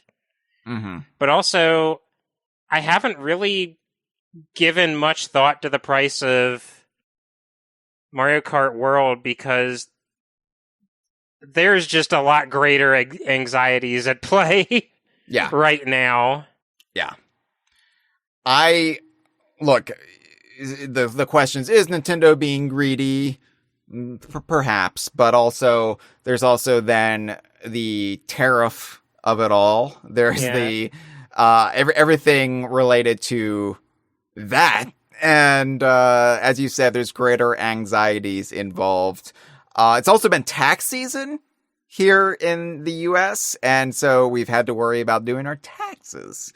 And, can I just say, that has been the biggest source of stress over the last 5 days for me, personally speaking, on a very micro level. And, I did my taxes yesterday. And first full year where I've been like DK Vine as my primary source of income, it didn't go that badly for me. So I've got a minor little bit of relief that I'm riding right now. I'm sure I'll be fully back into anxiety mode by the time this episode actually is published. But for now, I'm feeling like, wow, new Donkey Kong game, and I didn't know $3,000, $4,000, $5,000 in taxes. Okay, I'll take that. I'm going to go to bed now before anything goes wrong. What was Traveler's point? Oh yeah, Mario Kart World is expensive. The Switch 2 is expensive. Yeah. Like, I get it. My fear right now is getting a Switch 2 so I can play Donkey Kong Bananza. I'm being a good little consumer, but I'm like, my concern isn't, geez, I have to fork over $80 to play Mario Kart. It's, am I going to be able to play Mario Kart? Yeah. It's like, looking beyond just the price, it's like availability. Like that crunch of, not the Diddy Kong Racing character who I love, but the crunch of a new system, limited availability, and oh god, the Donkey Kong game is coming out like 5 weeks after it launches. Ugh. So, like, I think I'm trying to aim for just the Switch 2 by itself, because I feel like everybody's going to try to get the bundle. And if I play it smart and I'm just like, I just need a Switch 2 for Donkey Kong. If I can take the bullet and not play Mario Kart World at launch, that's much preferable than not getting to play Donkey Kong Bananza at launch. So, that's where I'm at right now. That's where I'm at. Freezer said, Hyle, set up a donation page so we can help you more. Like, I said I was going to sell meth with Josh, but I haven't heard back from him. I showed up and I said, want to cook? And he wasn't home. He was at the gym. So I don't know what I'm supposed to do. I don't know how to do it. I'm a terrible cook. I hate food. Anyway, thank you. Yeah, like, if I have to get the bundle with Mario Kart and I have to, like, sell plasma or sell sperm or do all sorts of untoward things to get it, I will have to do it. But I don't have to think about that right now. Freezer chimes in with what I didn't expect. Apparently, over in Australia, at least at EB Games, the Switch 2 pre-orders ran out after a few days, but the Switch 2 with Mario Kart pre-orders are still up. Yeah, that's the opposite of what I would have expected. Clearly, the enthusiasm is there for Donkey Kong Bananza, and Mario Kart World is just the whatever game. Well, I mean, according to DK Vine's output in the last 2 weeks. The Snake Fighter 64 is very, very distraught at the thought of me selling my sperm, screaming, "We don't need more Hyle Russells in the world." Yeah, I mean, could you imagine that Mario Kart roster? No, thank you. All right, one more call to play. Wow, I love that I've endeared myself so much to our audience. One more call to play, and then we will talk about the big Diddy-shaped hole in the room. We'll talk about DLC, we'll talk about our thoughts and predictions, and why it's definitely happening. And no, it's not going to be free. All right. Hello, Kongversation. This is TJ. I'm calling to talk about Mario Kart, and it wasn't until I sat here on the phone and looked down, I didn't even realize I wore my Mario Kart pajamas for this. So, yeah, I guess I'll start by saying, I've always been staunchly against the idea of Nintendo Kart, turning Mario Kart into another full-scale crossover, but I recognize that I'm really biased, because my favorite two Nintendo IP are Mario and Donkey Kong. So no matter what they do, my two favorites and my favorite cast of characters are always going to be welcome. But looking at this roster and talking about the Donkey Kong characters that could potentially show up, Diddy, of course, I feel like he should be a mainstay by now, at least for Mario Kart. Like, I know he can't follow Donkey Kong into every little thing, but it feels like Mario Kart is definitely one that he should be welcome in any time. Same kind of goes for Funky and Dixie. Like, okay, maybe they can't show up to every tennis game, every golf game, but, a big scale wide roster game like Mario Kart, I feel like both of them should definitely show up in that. Cranky Kong, making his debut would be really cool. Not just debut in Mario Kart, but debut in the Mario series in general, as we know him. That'd be nice. I could see them pushing Professor Chops. Like, Professor Chops is a really out there choice. I think a lot of people would warm up to him, even faster, getting to play as him for the first time. Some deeper cuts, like Tiny Kong and Lanky Kong, I would definitely really appreciate those. But there's one really, really out there choice that I never would have predicted until now. But one in particular, I'm going to say, if you can have, a dolphin driving the dolphin bike, or Wiggler driving the Wiggler bike, or a cow behind the steering wheel, I think you should be able to have a rhino driving the Randy Runner. So that's one of my predictions, or at least something I would love to see in this game, Mario Kart World. So, yeah, that's all I've got to say, and thank you guys for taking the call. Thanks for the call, TJ. Yeah, that's absolutely something this team would do. Absolutely, 101%. They would put Rambi in this game as a driver. That would be ludicrous. And of course, my Donkey Kong Racing diseased brain can't fathom that. Like, we were making jokes when we saw the Donkey Kong Racing trailer back 2001. Yeah, and we were like, what happens when Taj rides Ellie? That would look a little weird. But here we are with Mario Kart World. Dolphins riding dolphins. Why not have rhinos driving rhinos? I know with most of the drones we've seen, like, the dolphin and the cow are kind of the exception of, like, they've been mostly enemies. Mm. But that also, yeah, I kind of wonder, like, if you've had some Donkey Kong things in there, would you have, like, a claptrap or, I don't know. A naughty? I mean, naughties are in vogue again. Yeah. Yeah? Okay. Here is why I'm saying, everybody who's wondering, where's Diddy? When's Diddy showing up? Probably shouldn't worry. And why the upcoming Nintendo Direct probably isn't any reason for concern when Diddy doesn't show up in it. Could be wrong, but here's the thing. It's early days. It's looking, if all the information we have, if the demos that are out there now at the Switch 2 experiences, if they're accurately reflecting what the game is at launch, then it's looking like Diddy is not in the game at launch. But we just came off a huge expanded DLC cycle for Mario Kart 8 Deluxe. We just came, a couple years ago, we just came off of years worth of content for Mario Kart Tour, a game that's still live, a game that Nintendo's still making money off of. Mario Kart World will be the version of Mario Kart for the foreseeable future. This isn't going to be a situation where, we finally got a new Mario Kart game, and we're going to get a new Mario Kart game for the Switch 2 a couple years after that. I mean, that's never been the case. But even then, I don't see there being another console Mario Kart game in 5 or 6 years.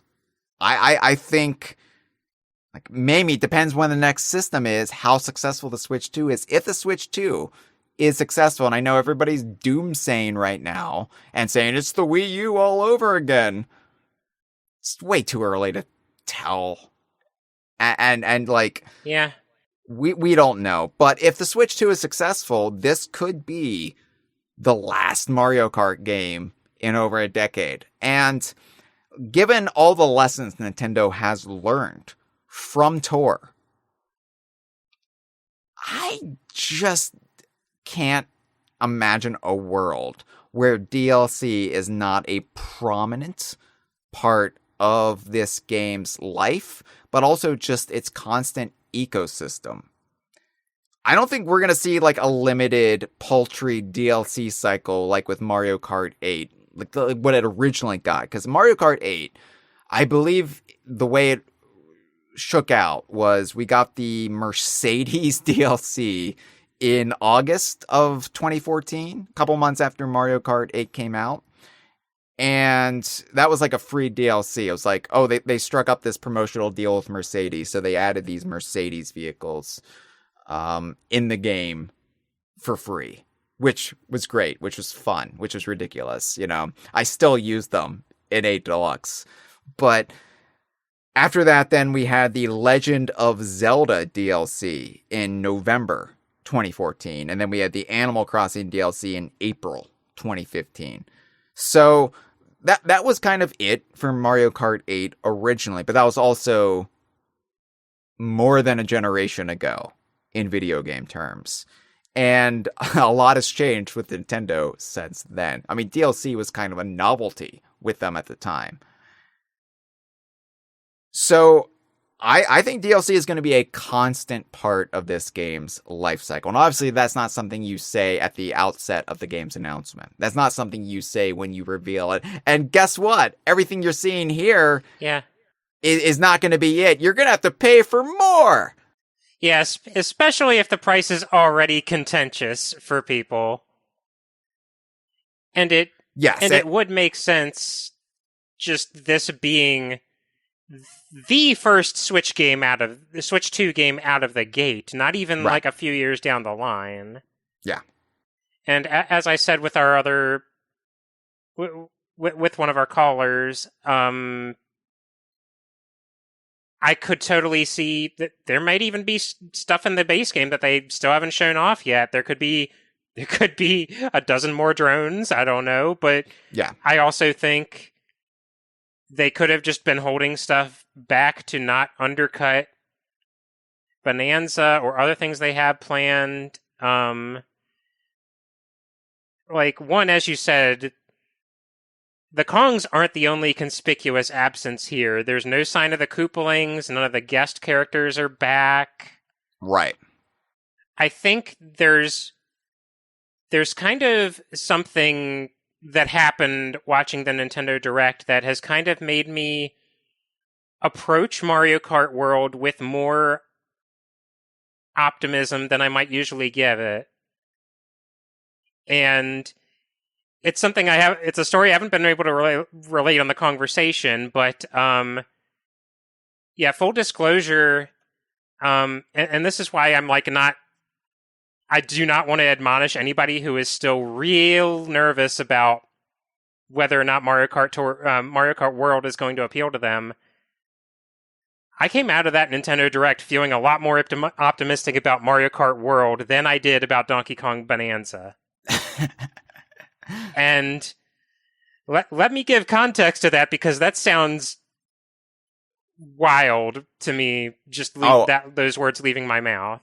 I was there in our inner circle, and I saw you and Dustin and when you came around to Bananza, but it wasn't instantaneous.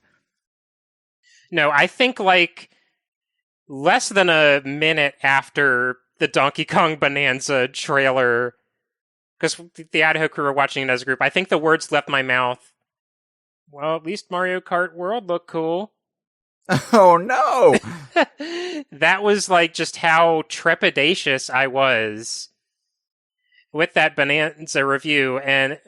And to give context, like I did, of course I came around on it, but I kind of realized in hindsight, oh, the structure of that Bananza trailer was done in such a way that it like did not present the game to my sensibilities at all. Mm-hmm.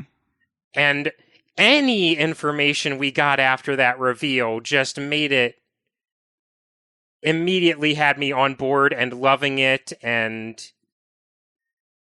there are so many things that you can't really highlight right off the bat. Like, oh, if we'd seen like 3 seconds of Cranky that they didn't cut from the B-roll, I would have had no hesitation whatsoever. Yeah. Or if we had spotted the naughty coin earlier, or if we knew how characterful DK's interactions with Odd Rock were, and it wasn't just Donkey Kong has this like indistinct like Blorbo blob on his back the whole game. Like, I want to make clear, I wasn't, like, feeling the doom and gloom out of the Bananza trailer, but I was very much feeling, like, unsure. Sure. And I felt a little bad about feeling unsure, because for years and years now, I've kind of felt the inclination, as I'm sure you have, to, like, be the peacekeeper, to, like, say, calm down, you, like, analyze the whole situation, it's not the end of the world, things can't possibly not be coming. Right. But I think Mitchell phrased it in a way that really helped me come to terms with, like, feeling bad about my initial reaction to Bananza, which was, when it takes 11 years for a new game announcement, allow yourself the day to be a weird hipster about it. You earned it. Because of that framing, like, I realized, oh, I jumped the gun on my assumptions about Donkey Kong Bananza. It is looking to be everything I wanted it to be, and they just weren't able to convey that. Right. In the space that was allotted for it, because that trailer wasn't for me. And I think that could be true of Mario Kart World as well. I think the circumstances of how it was revealed, how we already knew the game existed, how it's not really a game where you can obscure detail to the same extent you can in, like, a treehouse for Donkey Kong Bonanza, and even that immediately showed a bunch of things that got me on board. It's just, I'm a lot more open to just how much can be laying under the hood. Sure. It's going to be a big game, and that's the thing. Like, we think of in terms of tracks, and that's a very traditional way of viewing Mario Kart, but this is not a traditional Mario Kart game. This is so much more than that. And so even just not getting into what could be there at launch and what they're not showing, what's not in the demo, I'm not even worried about that, because, this game is going to be kept alive for a long time, for as long as they can. And because I know pricing is going to be controversial already, and then we're going to have DLC on top of that, like, what are we going to be paying for? How much of this? Is it going to be just a constant rollout like Smash, where it's just like costumes, you know, everything? I think it's going to be pretty expansive, the DLC. And I think they're deliberately holding a lot of the DLC expansive back. with an A. They're going to be holding a lot of it back deliberately. A lot of the characters that are conspicuously missing are probably missing for a reason. I think looking back, Mario Kart Tour, I mean, I keep saying Tour because I just want to. Yeah. Mario Kart World's reveal even set me up for failure with Donkey Kong Bonanza's reveal, because it was like, oh, well, Diddy is 0 for 2 now. I need to be worried. I don't feel like that. I don't feel like I need to be worried anymore.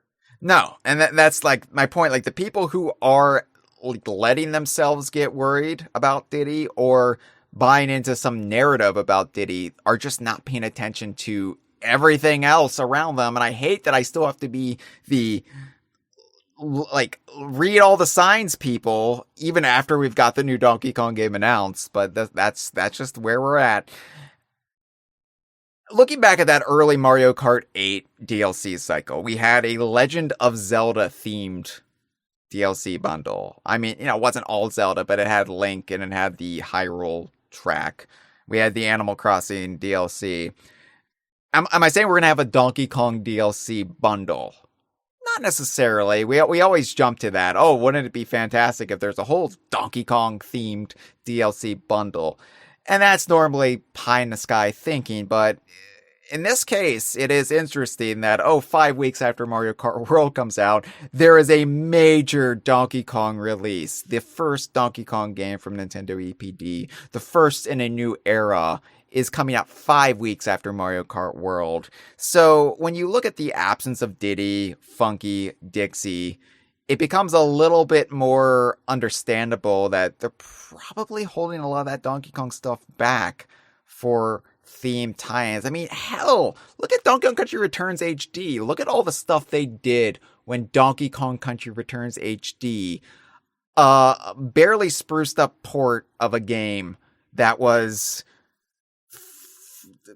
over 14 years old when it came out in January. Look at all the promotion they did for it, all the tie-ins they did for it. Tetris 99, Cameron. So what are they going to do with their big shiny new Mario Kart game when this massive Donkey Kong game comes out 5 weeks later? And I'm not saying it's going to be immediately 5 weeks later. There's going to probably be some staggered time between them pulling the ripcord on this. But I do think we will see characters show up. Diddy, Funky, Dixie, new additions. Cranky was brought up in the calls, and I think Cranky is very likely. Swanky was driving a kart in the movie, and I don't want to be the guy who's always crying Swanky Kong. There's worse things to be, but, you know. Odd Rock.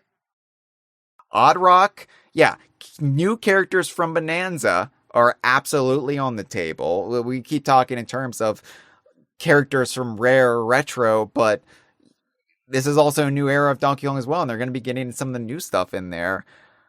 I'm not saying we're going to see, like, 20 characters in a DLC bundle pleasing every Donkey Kong fan from every era. But I do think this game is not even out yet, and this game is going to be around for years. And they knew how to milk things with Mario Kart Tour. And this is one cow they haven't started milking yet. This has been a File 2 production. No.